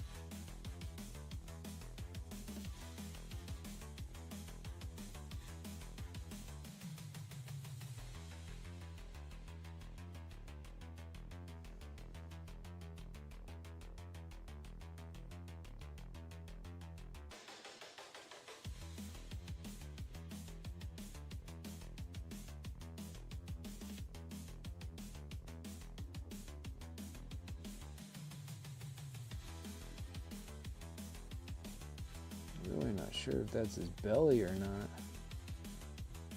I can't tell.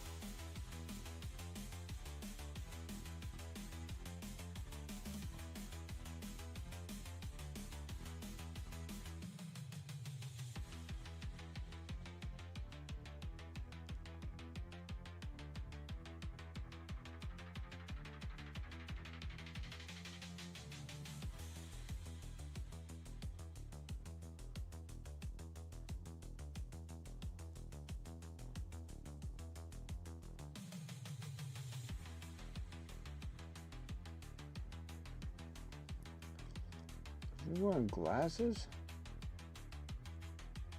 I don't know.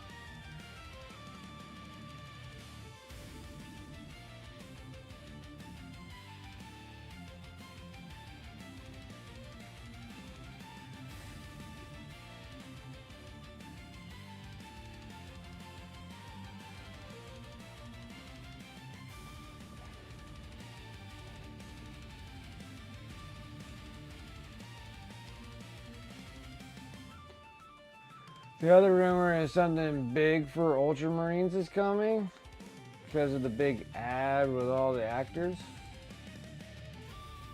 When was this? What was the big ad with all the actors? Was it on Warcom? Oh, it's on Insta. Yeah, please. So I was sitting there, I'm like, I didn't see that one.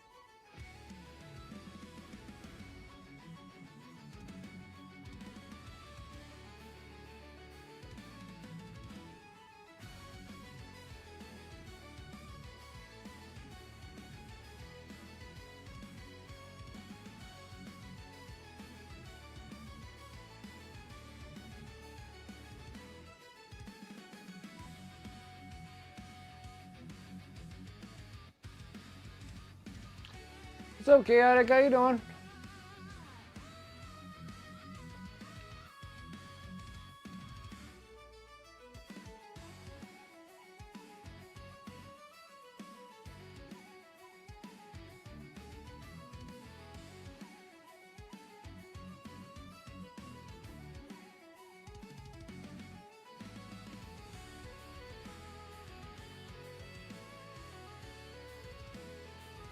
Oh, okay. I think that was on here somewhere.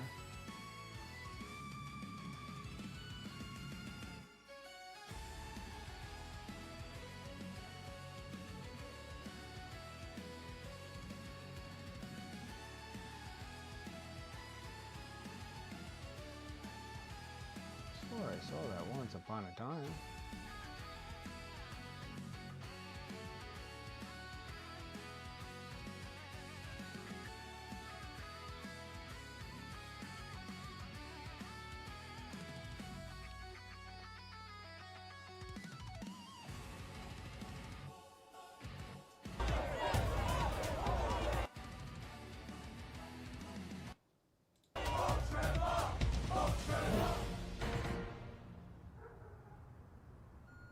Live from the site of the Ultramarines protests here at Warhammer World. We've just heard that in the last few minutes, the Warhammer studio released a statement effectively capitulating to the demands of the protesters. We have that footage for you now. Our passionate fans have brought to light a terrible injustice, and we're going to put it right. Effective immediately, every release will be an Ultramarines release. Mark, That's funny. It'll be an Ultramarine release. That's funny.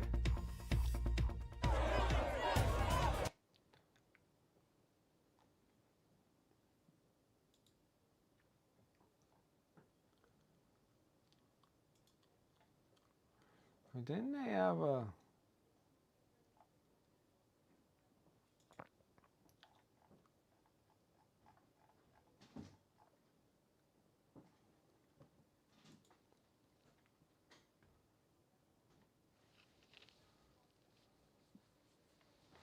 What, that they'll sit there and drop like Ultramarines as the like, I don't know. Yeah, like every other release was already an Ultramarine. That's what I was saying.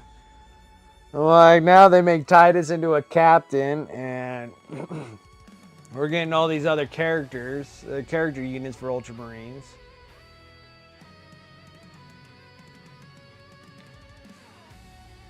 I don't think like Bobby G even looks that bad.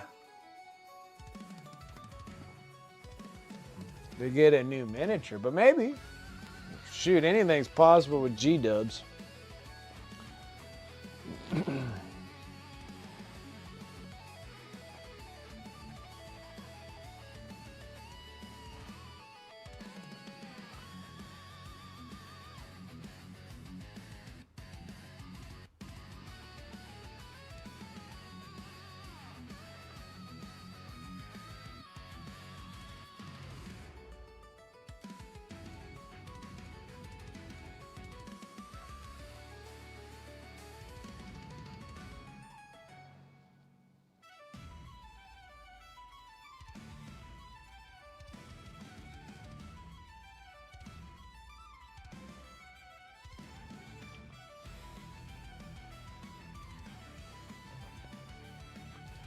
I'm like, I thought, it's like, I already thought they gave us enough Ultramarines. It'd be nice to give us, like, less of.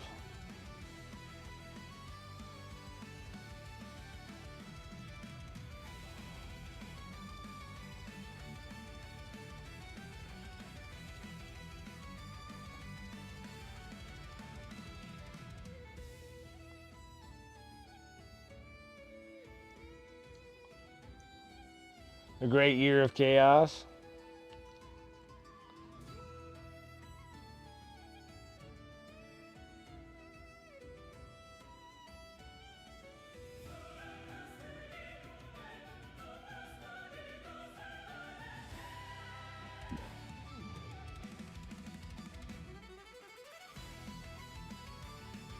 Well, it's like every new edition has Ultra Bros. Gave us all those other Ultra Bro figures that you can do. The new Marnius Calgar, the Vitrix Honor Guard, some other captain or whatever that has released another captain of the 6th or whatever his name is. They released him.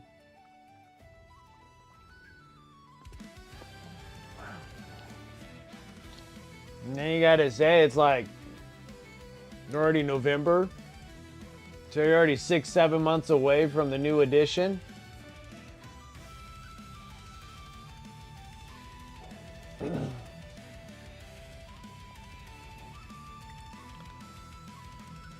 But you already know the new edition's gonna have Ultra Bros.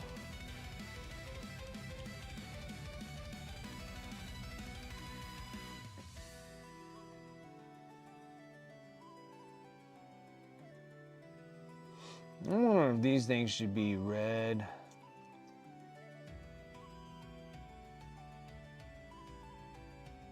Probably a good idea. They're part of the jacket itself.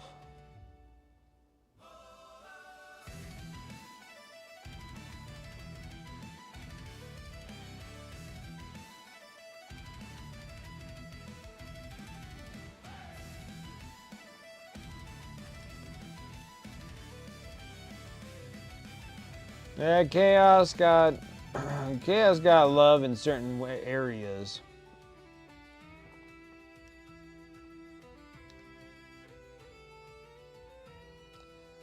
Alright, just the Emperor's Children. But that was a pretty soft release. There wasn't that many miniatures of them. Not very many units.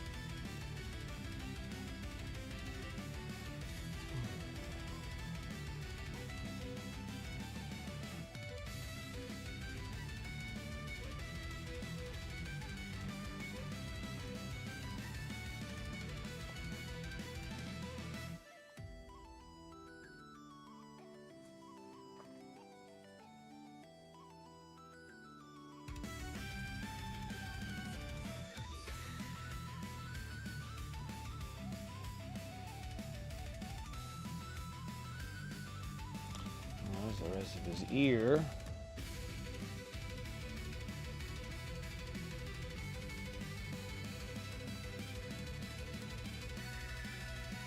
Struggling with this a little bit.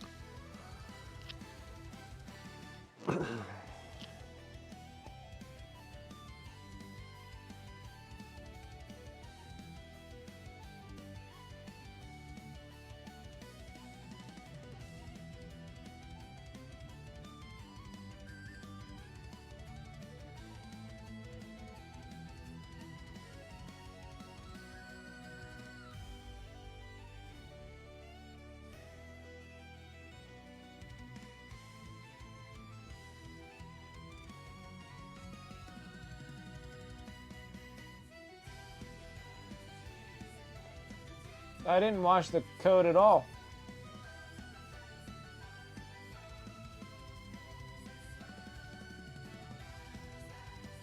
That was just 3 colors. That was just the black, black red, burnt red, and bold pyro red.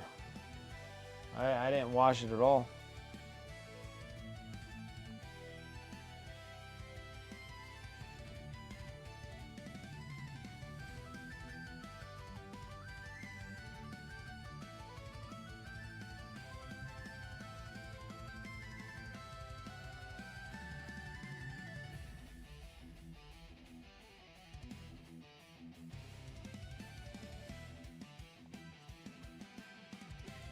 Well, it kind of came out looking pretty good without it.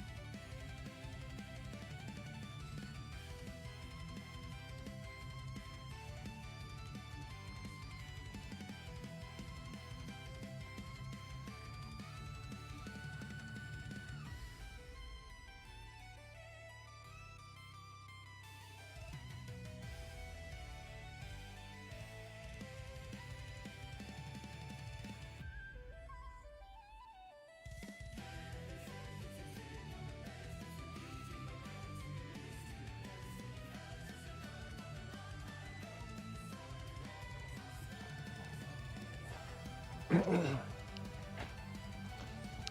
fix something real quick.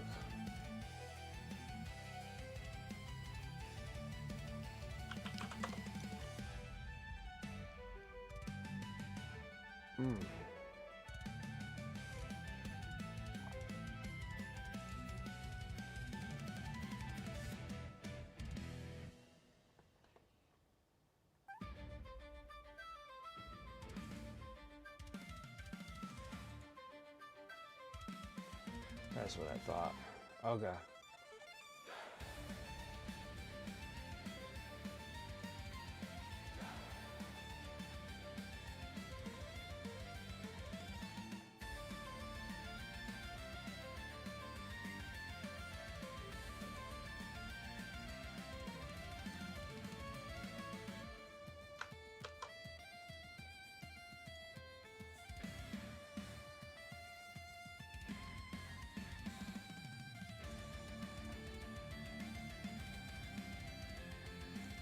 Sat there, I'm like, what the heck? Something weird about when I'm multi-stream. No idea what just happened there.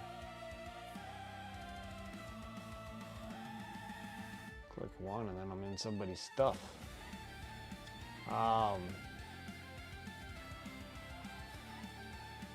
It won't change the name of this thing on my YouTube when I'm starting a new stream for some reason. It was, and then now it's not doing it no more. I don't know why. Like I have to physically change it when I go live, and I always forget.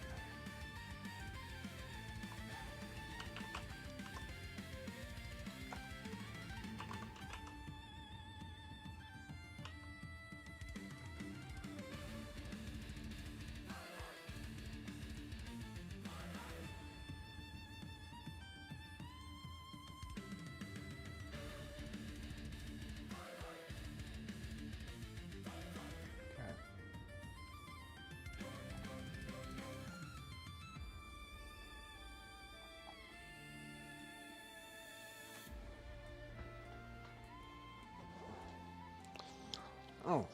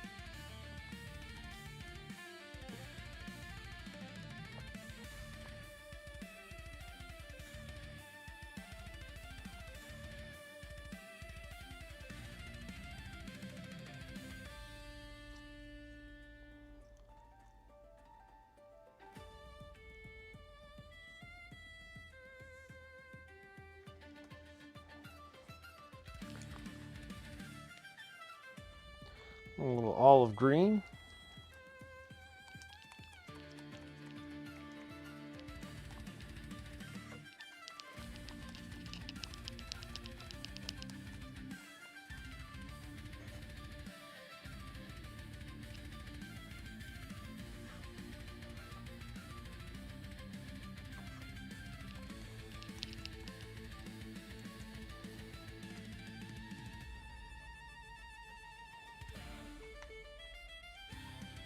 Got picks in the whips. Picks in the whips.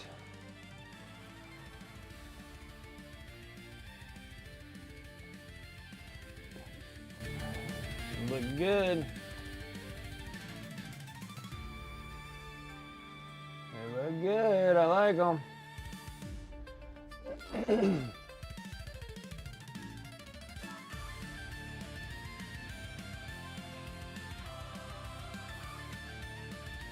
Faces in on the top on the tops too. They look good. I like it.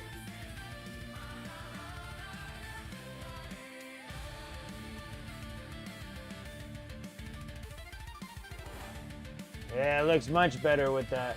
I like it. I like it. Yeah, I like that look a lot more.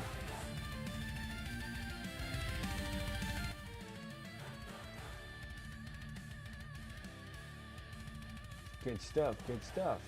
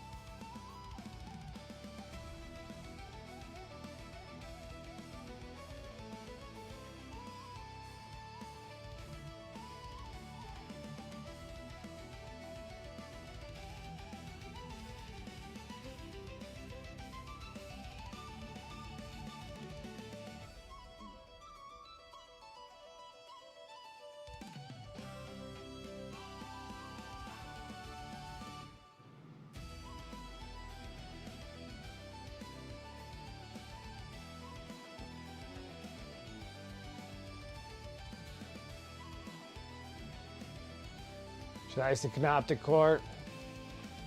The power matrix detachment. Yeah, it looked like she was doing a pretty good job with them.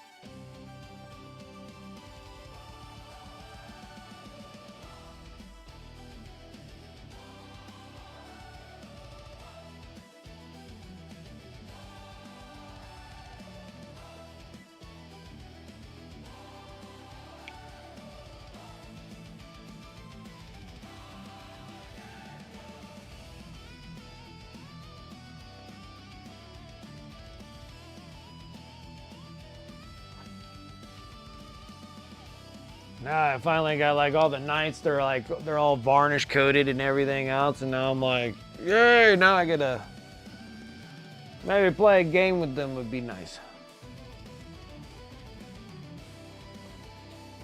At least maybe get like one game of 10th edition in.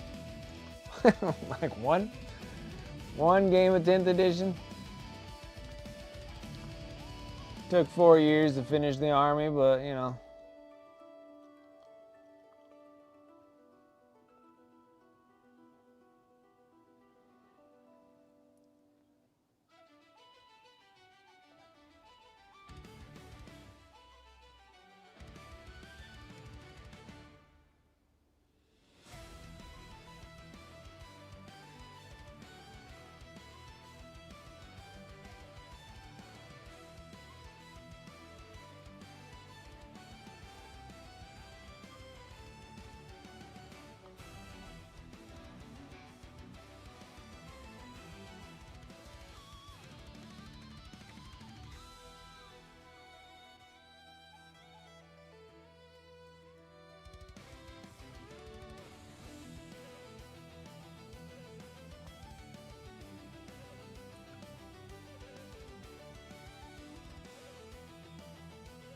TTS, I was almost thinking of getting back on the tabletop simulator just to get the army and stuff. I might have to do a couple little reviews again because I was playing TTS with Talon back then. Talon and Stomp, I was playing tabletop simulator.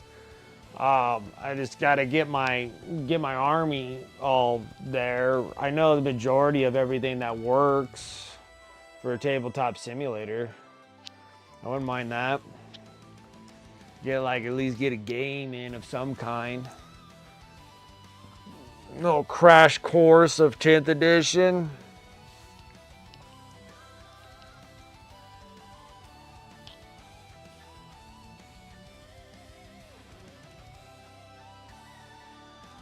Or just have it with it's all loaded. That'd be cool. That'd be cool. I just need to kind of do a little review on my things to make sure I got everything correct, and should be relatively easy. Like the knights should be, you know, just movement, shooting, and start hitting people. It should be all right. And actually, tabletop simulator, Like Tabletop Simulator is like the only one that does me favors the dice rolls. Because in person, it ain't like that in real life.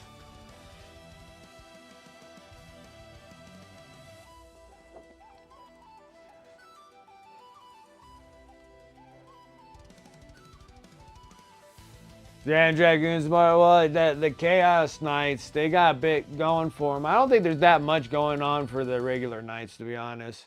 Imperial Knights seem like they're pretty basic.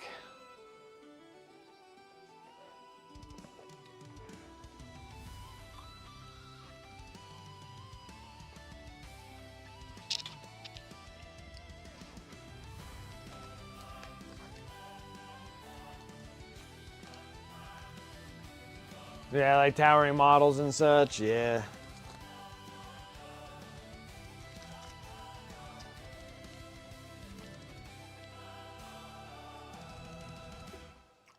Well, they got a nerf on the toughness. They're that bad.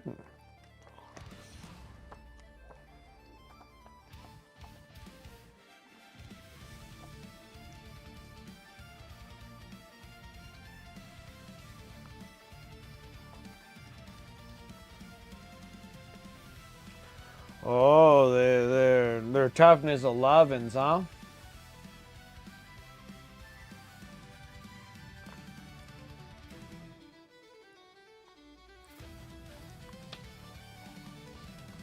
Did they change them? Did they change them again? Or is that just what the current one is? The 11 and the 9. Bigs are 11. Smalls are 9. And then the big ones are 12s.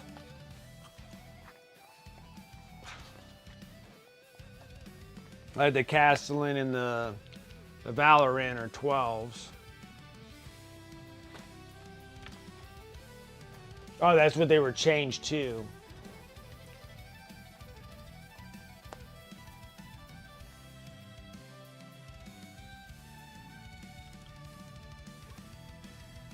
Like 8 and 10, respectfully.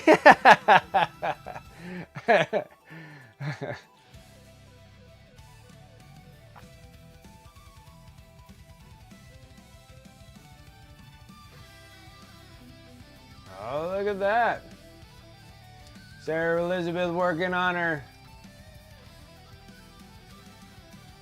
the Gorkanaut. Oh, you asked for Gorka on for Christmas?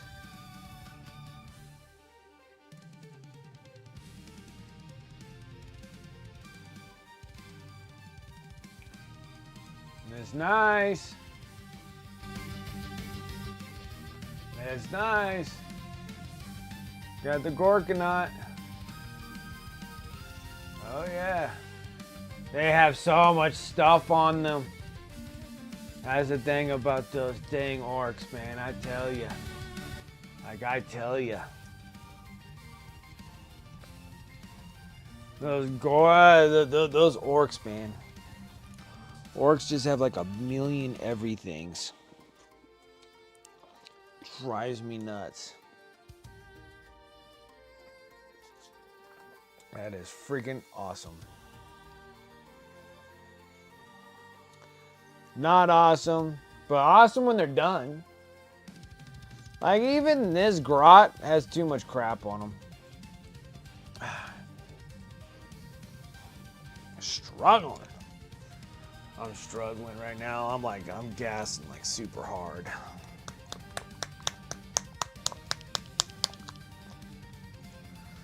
Golden olive. Trying to just like get like a 3-coat, 3 shades of greatness. Oh yeah, by far. By far they're more detailed than regular Space Bros. Space Bros are like as easy as they come.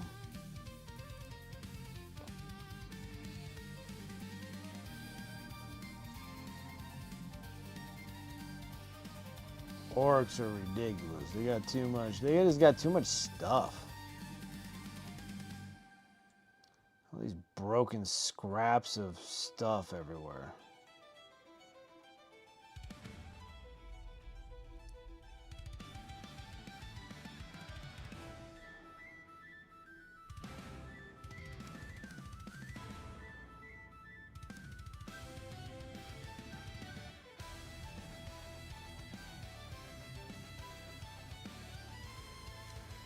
I probably will call it early today, but right now I want to try to get at least this stuff not looking like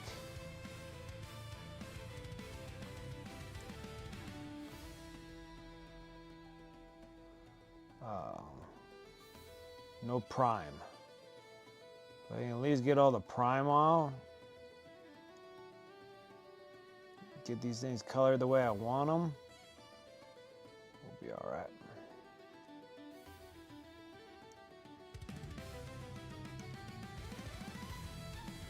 Because I am like, it's getting to me pretty quick.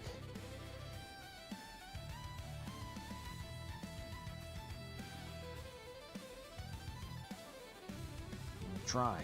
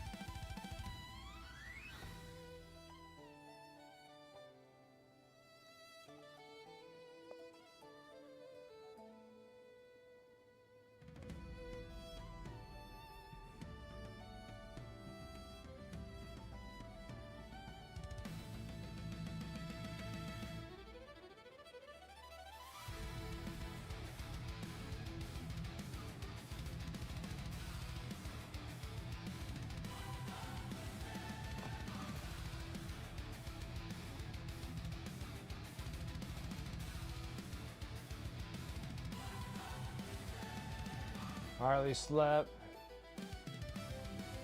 Expect the same tonight. Testify tomorrow. Been having to read all kinds of documents just to bring the memories back. Oh, God, yeah, I forgot you got that thing lingering on you.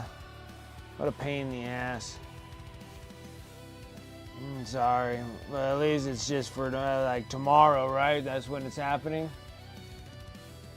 Testify. Yeah, you testify tomorrow. Yeah.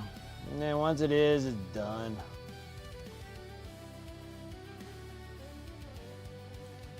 Hopefully you don't have to deal with that crap anymore. There's always that one pain in the ass that wants to make things tough.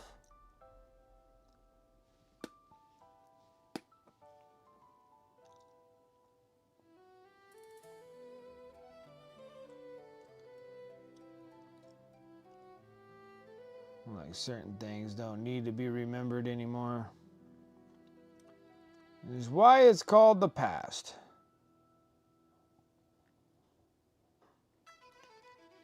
And somebody always wants to dredge the bottom of that canal. There's always someone.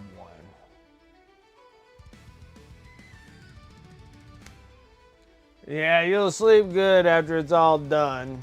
Hopefully it, well, so long as it fares the way that you want it to fare, and then if it fares good, then it's just like a huge relief, but then if it doesn't fare good, then it's just more worrisome nonsense that could.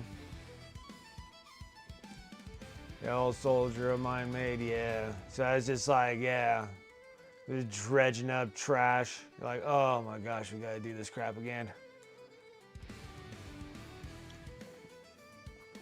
Yeah. Hopefully it just goes and it goes the direction you want, where you're just like, oh, what a relief, just get this thing over with.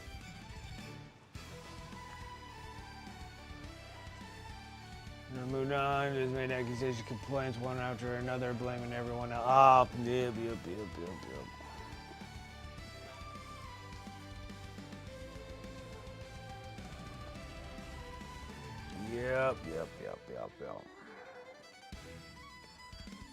Use a little bit of this deep brown. Will be next.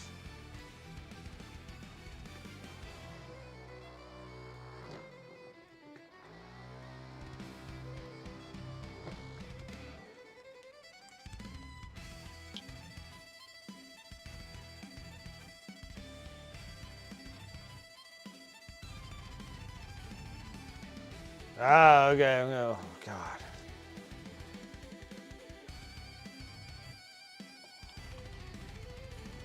Like, he's the reason I retired.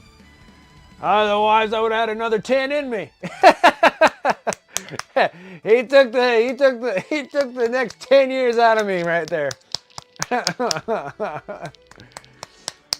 You get them. You get them. They're everywhere. They come in all shapes, forms, and sizes. I think like if you watch or if you read the John Constantine comic books, it's just like that, you know? That's what he does. He goes around and bandages crap like that. No, they come in all shapes and sizes, man. In the military, friends, family. I think family's worse. At least you're able to like retire to get away from it. But you know, things like that, like people like that, addicts. Can't tell you. That's like my life. Except for no one could like really sue me for anything, I don't think. Well, everybody can sue anybody for anything, but you know, those kind of people. It's everybody else's fault but their own. That kind of stuff.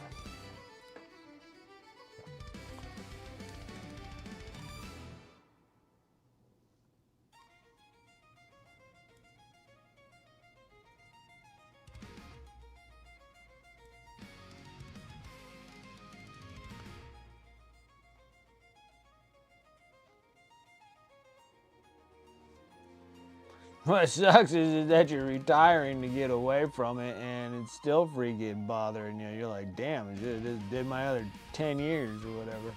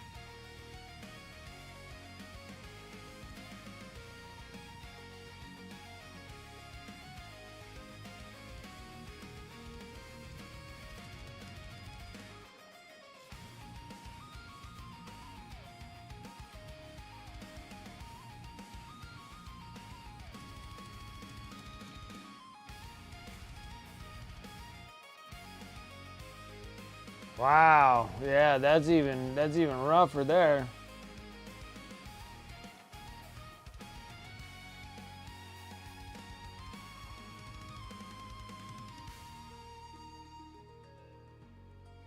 That dude's still coming and plaguing you.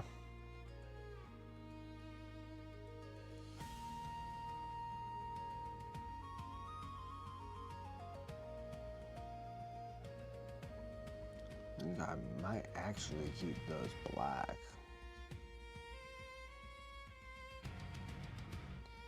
And maybe these pouches would actually look better if they are leather. So let's go back and do these things again.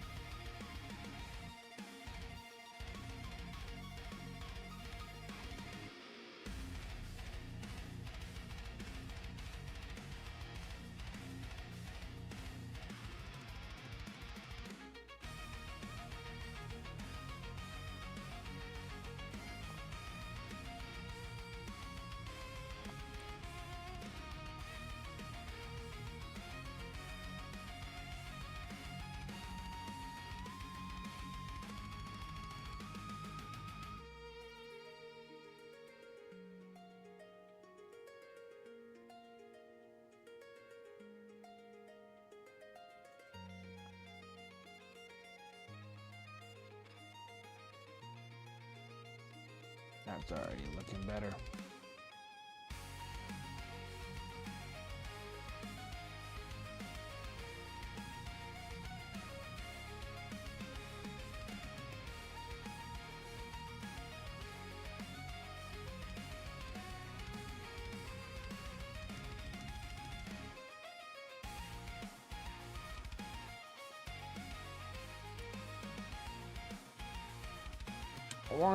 No, we're definitely gonna, I'm gonna leather out his boots too. Let's do that too. I was gonna keep them black, kind of like how a Santa thing would go, but I'm like, I'll just brown them up.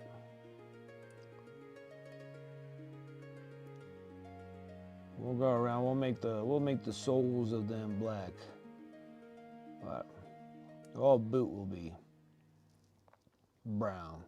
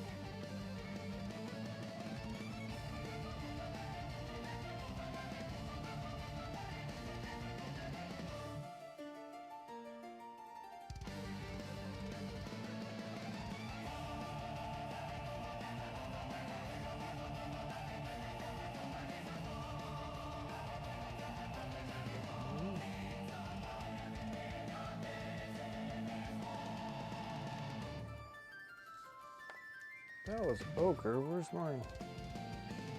Oh, there it is. I didn't really need ochre. Whoa. Need a little light earth. Yeah, for sure. Yeah, after the surgery, I'll have a lot of time on my hands.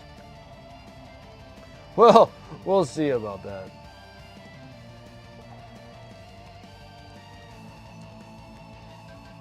I still have these canvases that I gotta get done.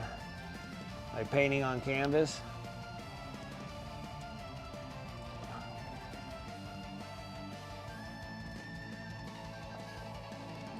They're like a commission canvas. No time window on it, but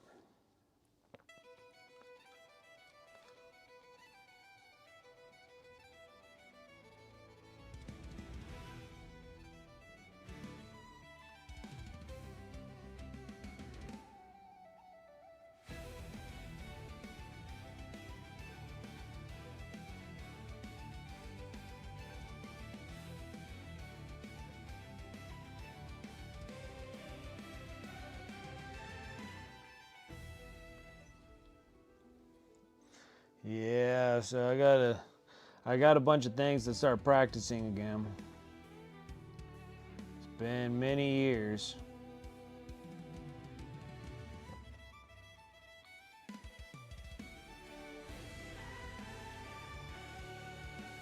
And then I need to start sitting and start working on those.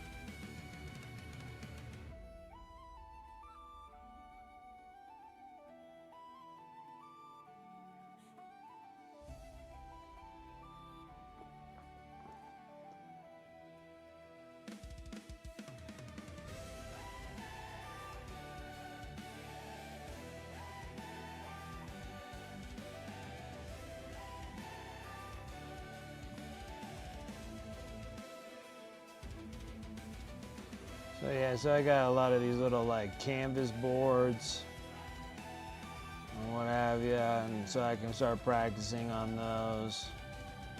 See if I can get some of my techniques back on the canvas paint jobs. I'm painting on canvas again. And then once I'm comfortable enough, then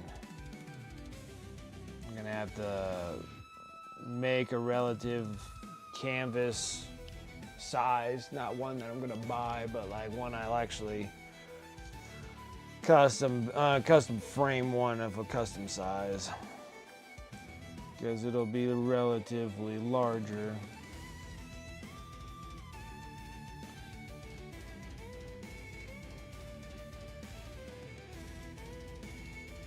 We're gonna see if I can get away with like a 36-inch by 24. We'll see if I can get away with that.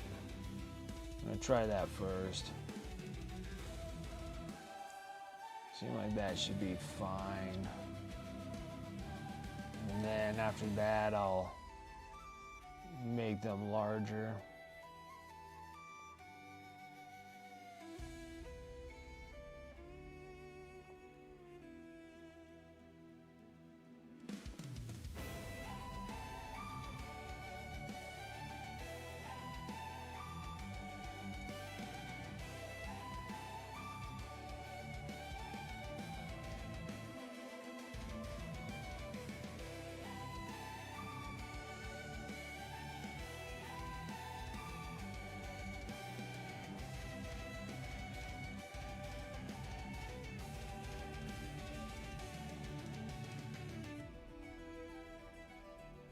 Oh shoot, I missed a spot.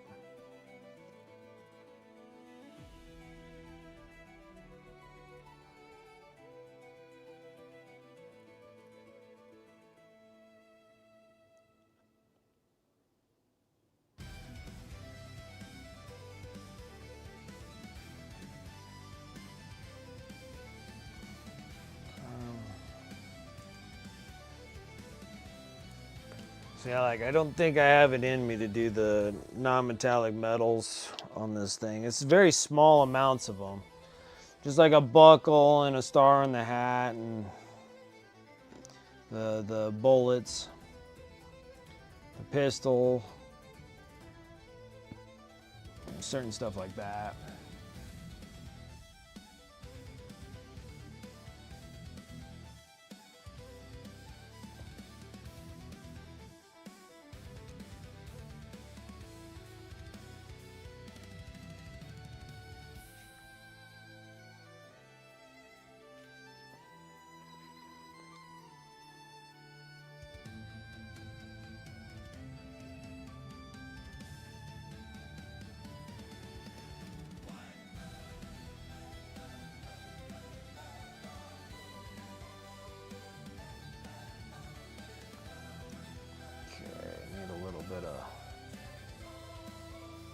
Coal black.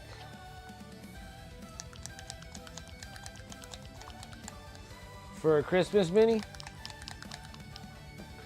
Yeah, these are the little giveaway things, so just trying to get my practice reps in so I can start blueprinting things up about what I want to do for competition pieces. Hopefully I can sit here and get out of some immediate debt would be nice.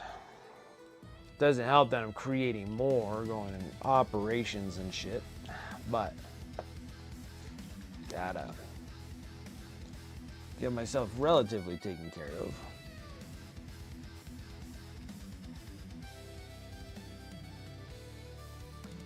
Yeah, I'm gonna try to avoid buying too much crap next year. I've already stopped because I already prevented myself from buying Christmas boxes, which that's a big step in my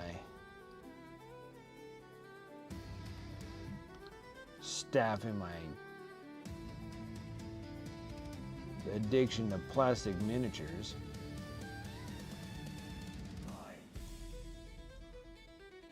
So that's already saved me quite a good amount of coin. Now if I could just prevent myself from buying any more stuff, would be good. Oops.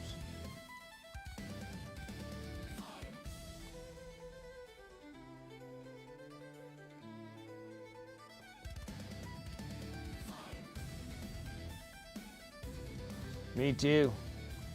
Man, it's kind of good that they weren't, because I didn't have to waste any money.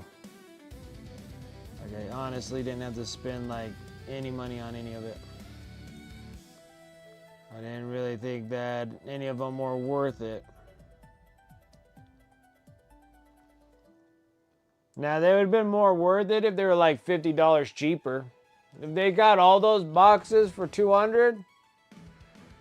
Yeah, but Sarah Elizabeth, you're starting an Emperor's Children army. Like, that makes sense. Like, getting Fulgrim, getting the 2 units, like that makes sense if you're going to start an army. And doing that, most of the time, Battle Force boxes was always to like make an addition to the army you already previously have, you know. Yeah, so it was excellent for you to go pick that up. Like that's awesome because that's what you're trying to do is get an Emperor's Children army, and that's the best way to do it. Because I wouldn't say go buy them individually. That's terrible. Like the Battle Force box still saves you coin. It's just there's not as much coin as the previous boxes did, you know? And I feel like the boxes should have been, 200 instead of 250. Even if they were 220 like they were, I don't know, a year ago or so. When they're like 220 or 225, or I can see that, you know?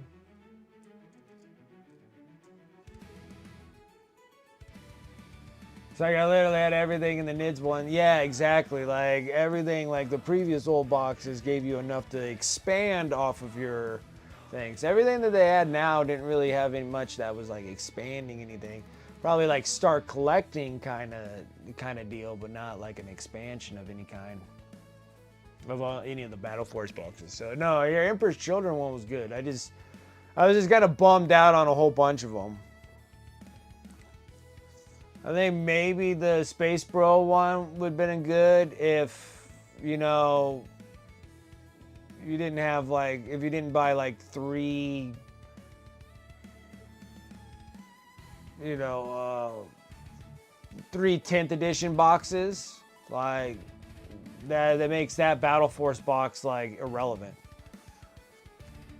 And then if you had the Combat Patrol magazines, like literally filled you with like the dreads. So if you had the Combat Patrol magazine and the 10th edition box set, like that covers your Battle Force box. Like I covered it.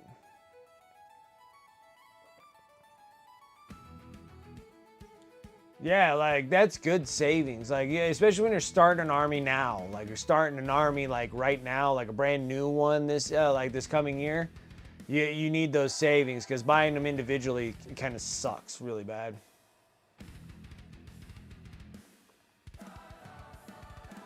That was nice because you actually get the Primarch. Which I told everybody when Emperor's Children came out, like I called that one months and months ago. Months and months and months ago, I called that. I'm like, don't make the mistake I did. I think people were on here and they're like, oh, I'm going to get the Fulgrim. And I'm like, don't make the mistake I did. I did the same thing with getting Angron, and then the Battle Force box came out and it had Angron and like 8 bound or whatever it was. And I was so disappointed. I was like, really? Like you release the World Eaters and then you release a Battle Force box that has Angron in it. I'm like, I was really upset with GW. That was the biggest gotcha moment. I was sitting there, I'm like, what a gotcha right there. Like, gotcha, suckers.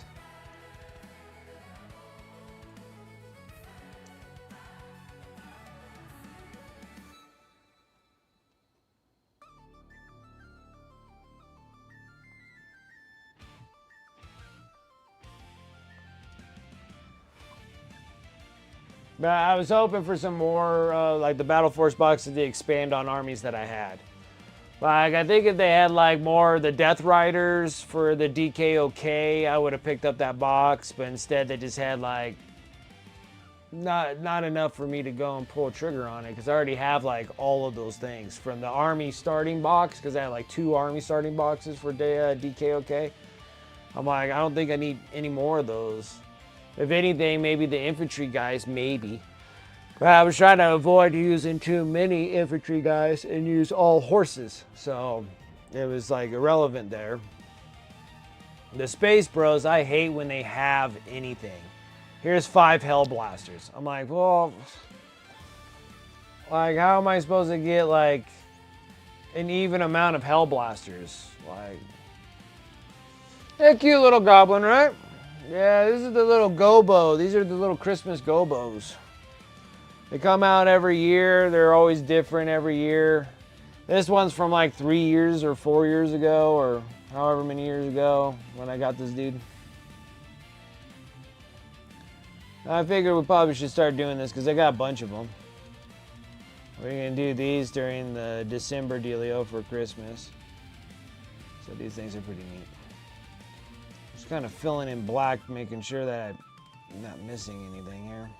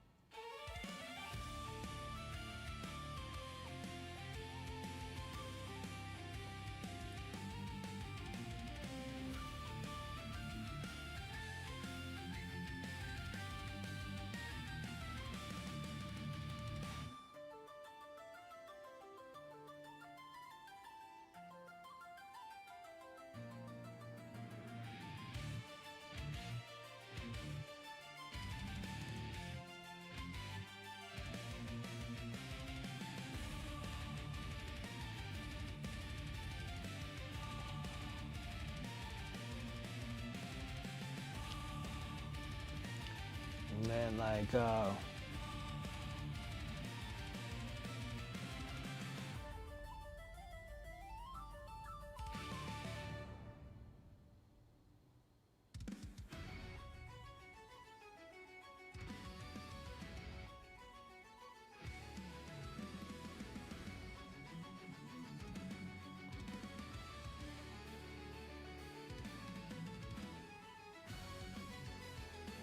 nah, I don't think like the Tyranids play like good enough to even get the like the Battle Force box is like kind of cool, except for the fact of the Screamer and the the Hive Mind. No, the Hive Tyrant. No, the Nero Tyrant.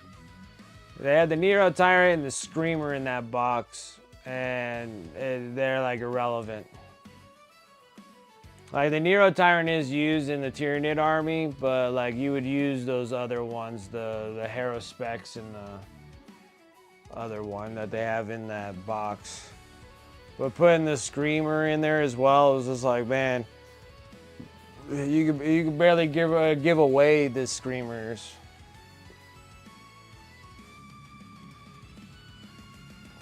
But then time will tell, you know.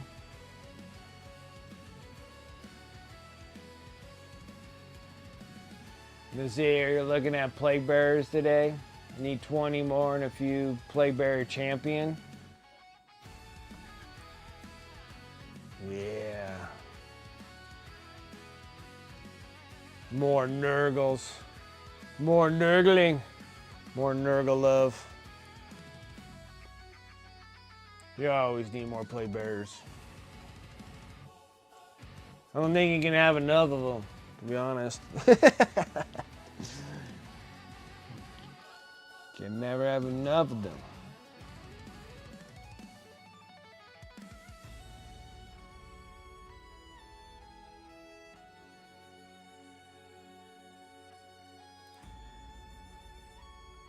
All right.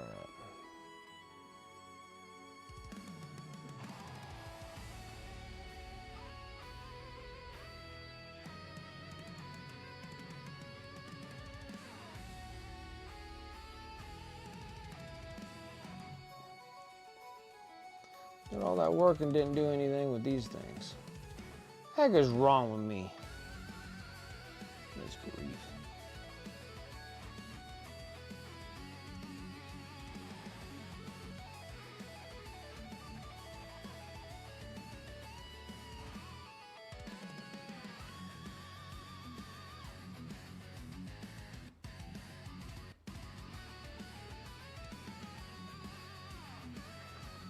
I get this dude done and then I can get back over to the Night Haunts. Yeah, the Maggot Kin for Age of Sigmar, those are some freaking awesome models. They have been getting really good. It started out with like that Plague Horse dude, and I was like, what? They're getting real like, but that's the thing about Age of Sigmar though. Their models are significantly better.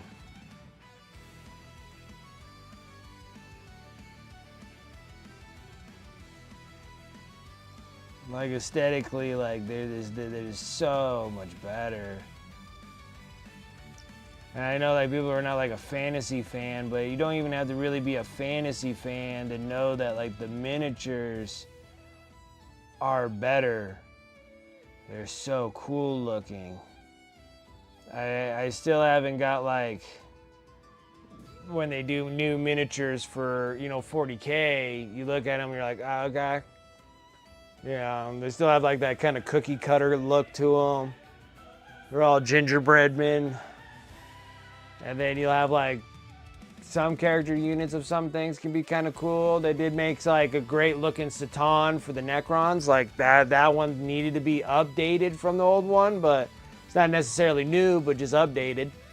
But it does look really nice. It does look really good. But it's still like when they come out with like a new Age of Sigmar models, you're just like, wow, these things are just absolutely stellar looking. Like that other one was like,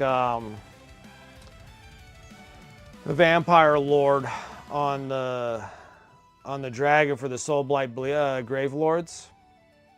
It's like the vampire lord on Zombie Dragon. I mean, that thing was just like, wow. It was just like such a nice looking piece. I'm like, gee whiz. Looks so good.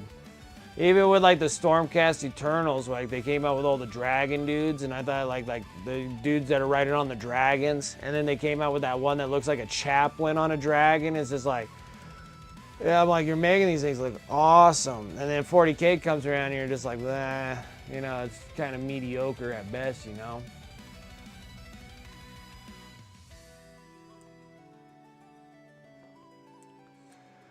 Yeah, like Fantasy was, yes. And then like Age of Sigmar came out later, and then they just re-updated all the stuff from the Warhammer Fantasy things. Like I get it, but then on top of it too, it's just aesthetically they made them look so nice on the fantasy end. Like they just look so good. I mean, just look at the like that Warhammer Quest box, and even just the miniatures in there with the Magakin in there. I'm like, man, these things look so good. And then they released all those other ones that Magakin were gonna be in, and I was like, dude, these things look awesome. Yeah, the Nightbringer, yeah. You like the tree army, like the Sylvaneth? The Sylvaneth army with all the druids, the tree peoples.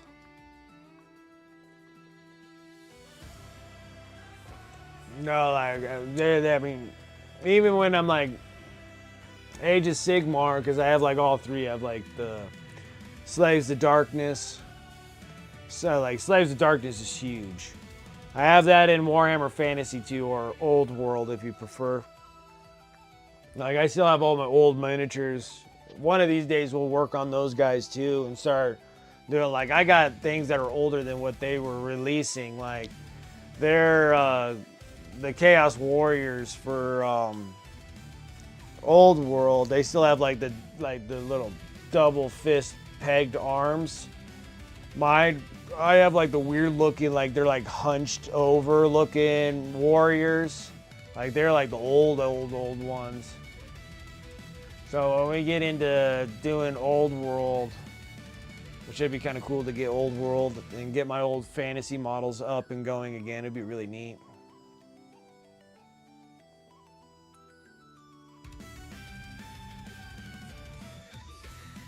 Oh, the Chaos Dwarves, yeah, because the Chaos Dwarves for Age of Sigmar just got released, and those are cool.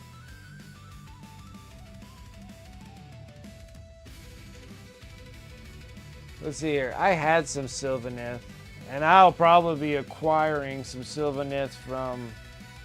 I do have Sylvaneth, because I have them from the old Stormbringer magazine. I think they gave me a bunch of Sylvaneth models. But they're still in the magazines. I never even opened up the Stormbringer magazines.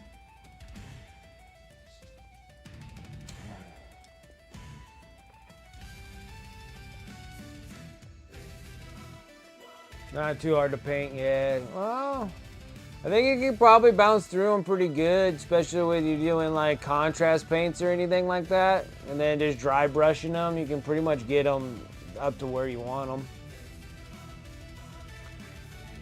Like the tree people are like a dry brush friendly miniatures, because they just have all those wood branches sticking all over, so it's really easy to catch all those edges and stuff like that.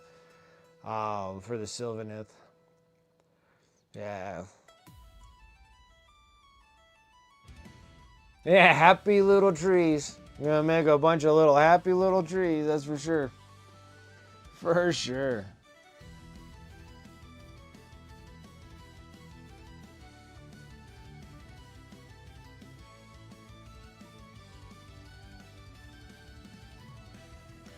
And it's like, and I like 40K. Like I like the lore wise the 40K.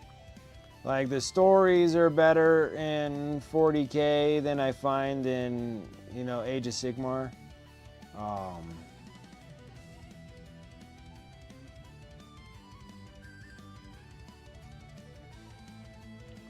But the models themselves, And like actually the gameplay of Age of Sigmar, I do like the gameplay on Age of Sigmar. They're like, oh, it's simple, and I'm like, there's nothing wrong with a simple game. I do enjoy them. Oh, guys, I don't know if I can carry on anymore. I'm like gassing out so hard. Well, it was just like the things that got me the most with like the aesthetics of the models, like the Stormcast Eternals had like those big old flying dudes with these like awesome, beautiful looking wings, and they're honestly like the Stormcast Eternals are just fantasy space bros, but they literally had like these guys and they had like these big, beautiful freaking wings on them and stuff, and it was like just before they released the Sanguinary Guard for 40k. So you have these big, they look just like Sanguinary Guard in Age of Sigmar. I'm like, you literally could probably just use those dudes.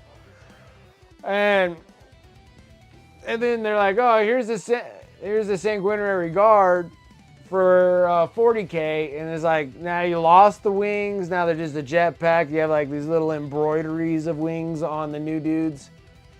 And I was like, you literally just like debunked them even more, you know. You like knocked them down a few more pegs. and you made these beautiful friggin' Age of Sigmar like Stormcast Eternal dudes with these like awesome beautiful wings coming off, and I'm like, dude, why couldn't you just do that to the Sanguinary Guard? It'd been so awesome.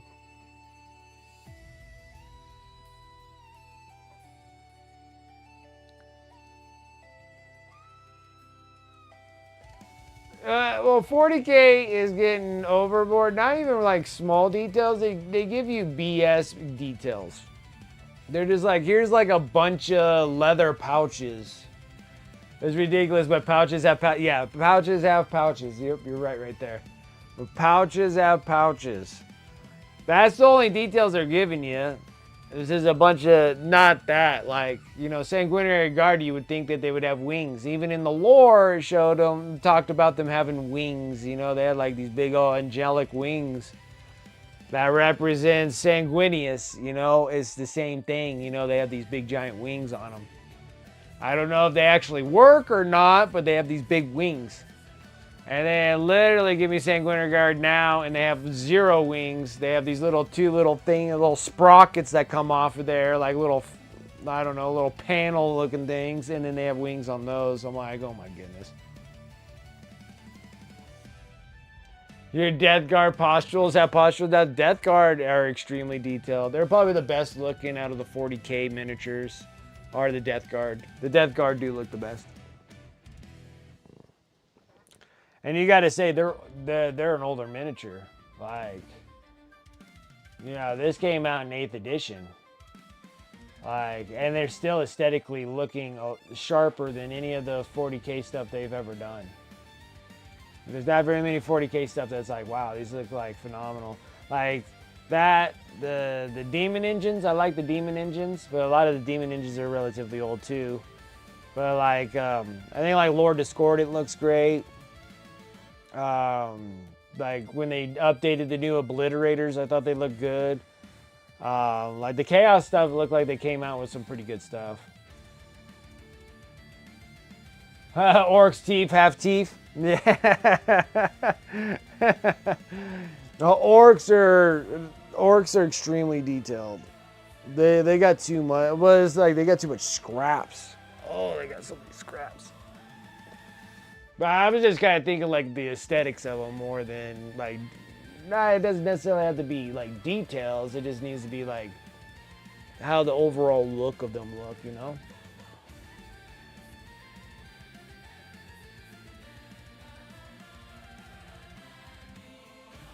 Pouches, we don't need no stinking pouches. Yep. I don't like how they changed lore because Horus had twin lightning talons. Then they changed it to 1 talon. And the power maul. Yeah, like twin. Yeah, because he had duels. And yeah, they did change the lore for him to have that. And I think they did that so it shows that Abaddon has that talon. But then also, I don't know if that got changed because I think now I can't remember. I'll have to like I'll have to re-listen to all the heresy again. Because I think when he's like Lunar Wolves, he had the twin. When he was Lunar Wolves, he had the twin lightning claws. The big old talons. But for some reason, I feel like he lost one, did he not? Or one got broken or damaged, and that's why he has the lightning claw on the power maul?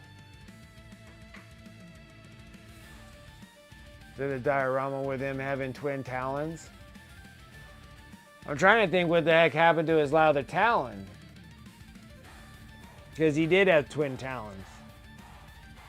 But then, I don't know, maybe one got broke? I'm trying to think now. I can't think at all.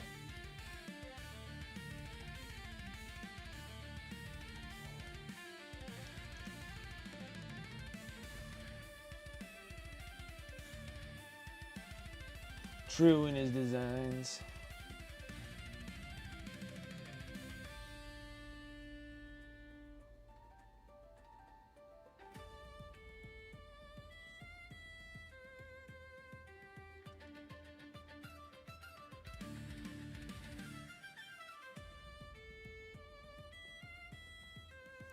Shush, my preciouses.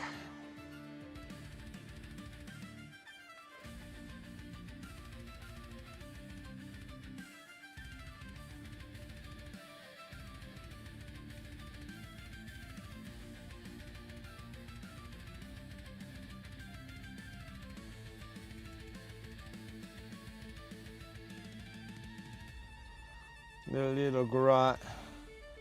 The little grot being little Mr. Precious here.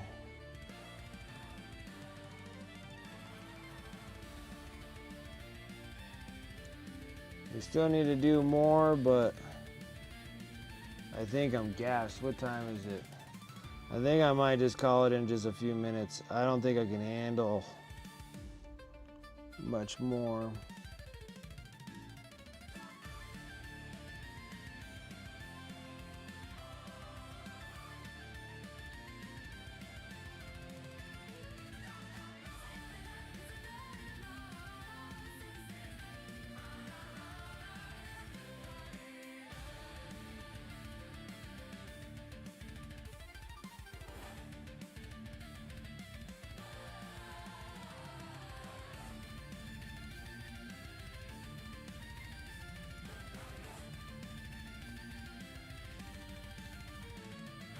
Was on site most of the day, yeah. Understandable. I don't know. It's just a gassed out Tuesday. It's a gassed out Tuesday.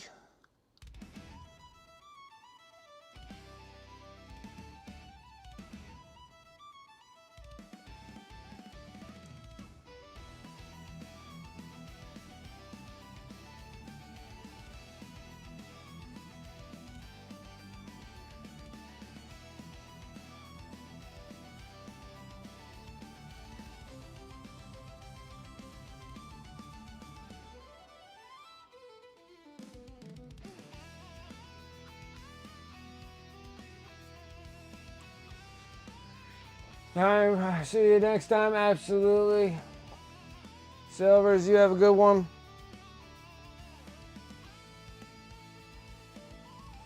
If my request for Christmas Eve goes through, if so, I'll be off that Tuesday, Wednesday, and Christmas. Oh, that's gonna be nice. 3-day Christmas break. I'm gonna be off for like forever. Starting next Tuesday, I have my surgery. And then we'll see how I feel by Friday. I'll probably miss Friday. We'll see about that Sunday.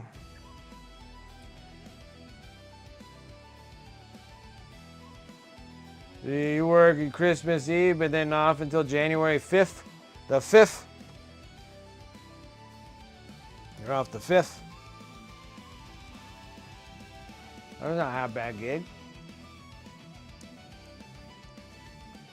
I go in surgery on next Tuesday, and then I'm off until like mid-January.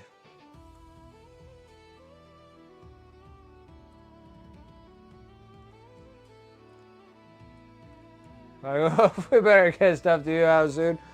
Not a big rush because I got surgery on next Tuesday for the belly button. I'm thinking about 3 or 4 day like true like recovery, about 3-4 days, and then I should be able to like move it around okay, just not lifting anything like super heavy, no stupid lifts or anything of that sorts. But then yeah, it's like 6 weeks. I have like 6 weeks off. Yeah, December 9th surgery, early morning, and then I probably won't be streaming. Well, of course, I'm not streaming Tuesday, and then probably won't be streaming that Friday, and then I'll see how I feel by Sunday. If I'm relatively good, then maybe I'll be able to sit here for a little bit. I wouldn't think I'd do a full 5 hours, 5-hour stretch. Probably something like this, probably even shorter. Just because I need to make sure I can just rest it so I don't freaking destroy my belly button again.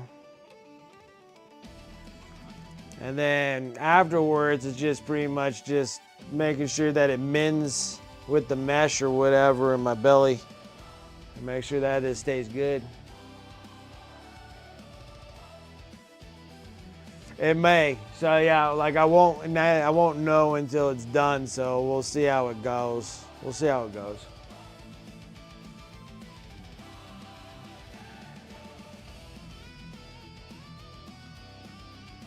And then I'll have my bed right over here. It'll be over on this side. So I have to cram the bed in here. I would figure that's I figure there's gonna be some BS. I have a feeling there's gonna be some crazy BS. Yeah, I will. And then you guys can send those models anytime that you want, you know, because the only thing I could probably do is sit in bed and build stuff. So I might just work on building your guys' things, getting them prepped and ready for paint jobs.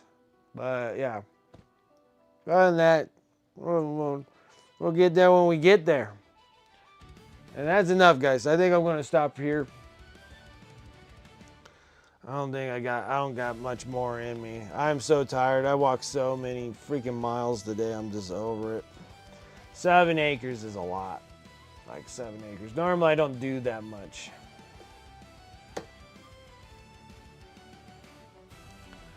And then my family members are trying to kill me, so before the surgery, trying to get as many jobs they can get done because I'm going to be off for so long.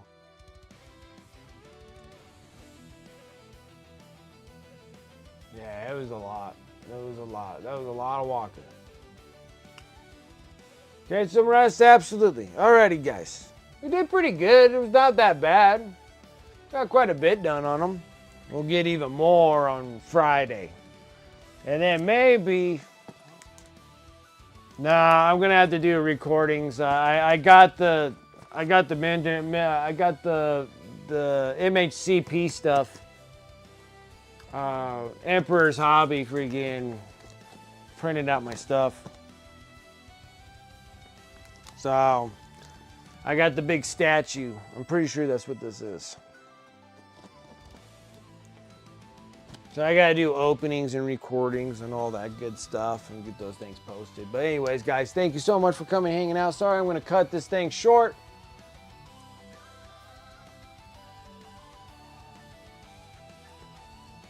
Cutting this bad boy short. I'm gassed. I'm just gonna be making more mistakes than actually doing anything productive. We got pretty good production what we were doing right there, but I'm gassed now.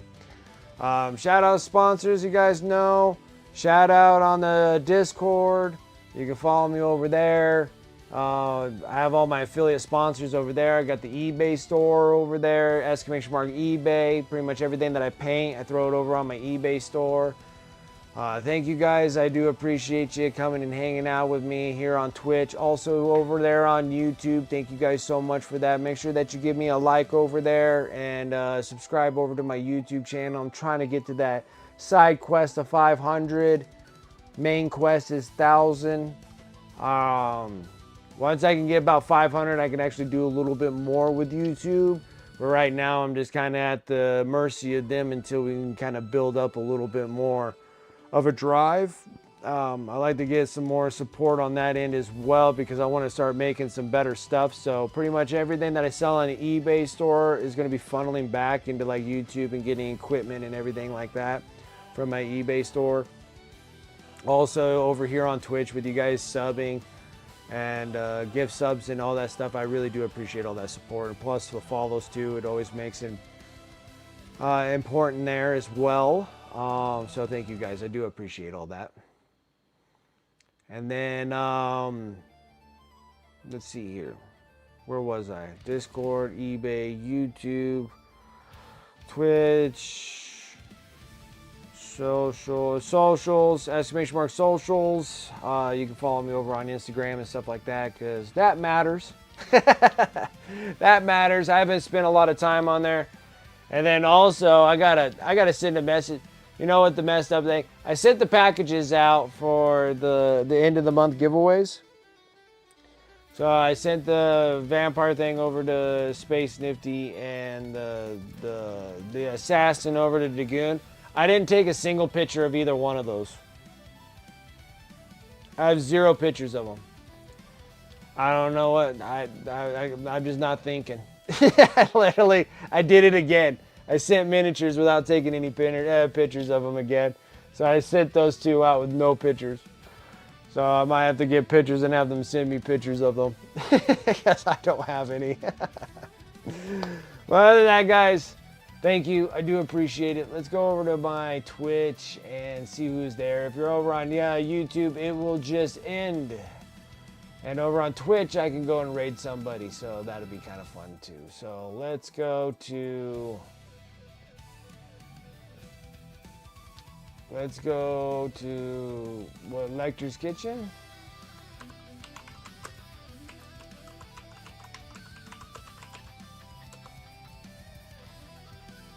Alright, let's go and get a raid going there and go raid over to Lecter's Kitchen, see what she's up to. Other than that, guys, have a good one. Have a good rest of your week. I will catch you guys on Friday and hopefully be at better spirits on Friday. And I will see you then. Till then, you take care, and I'll see you later.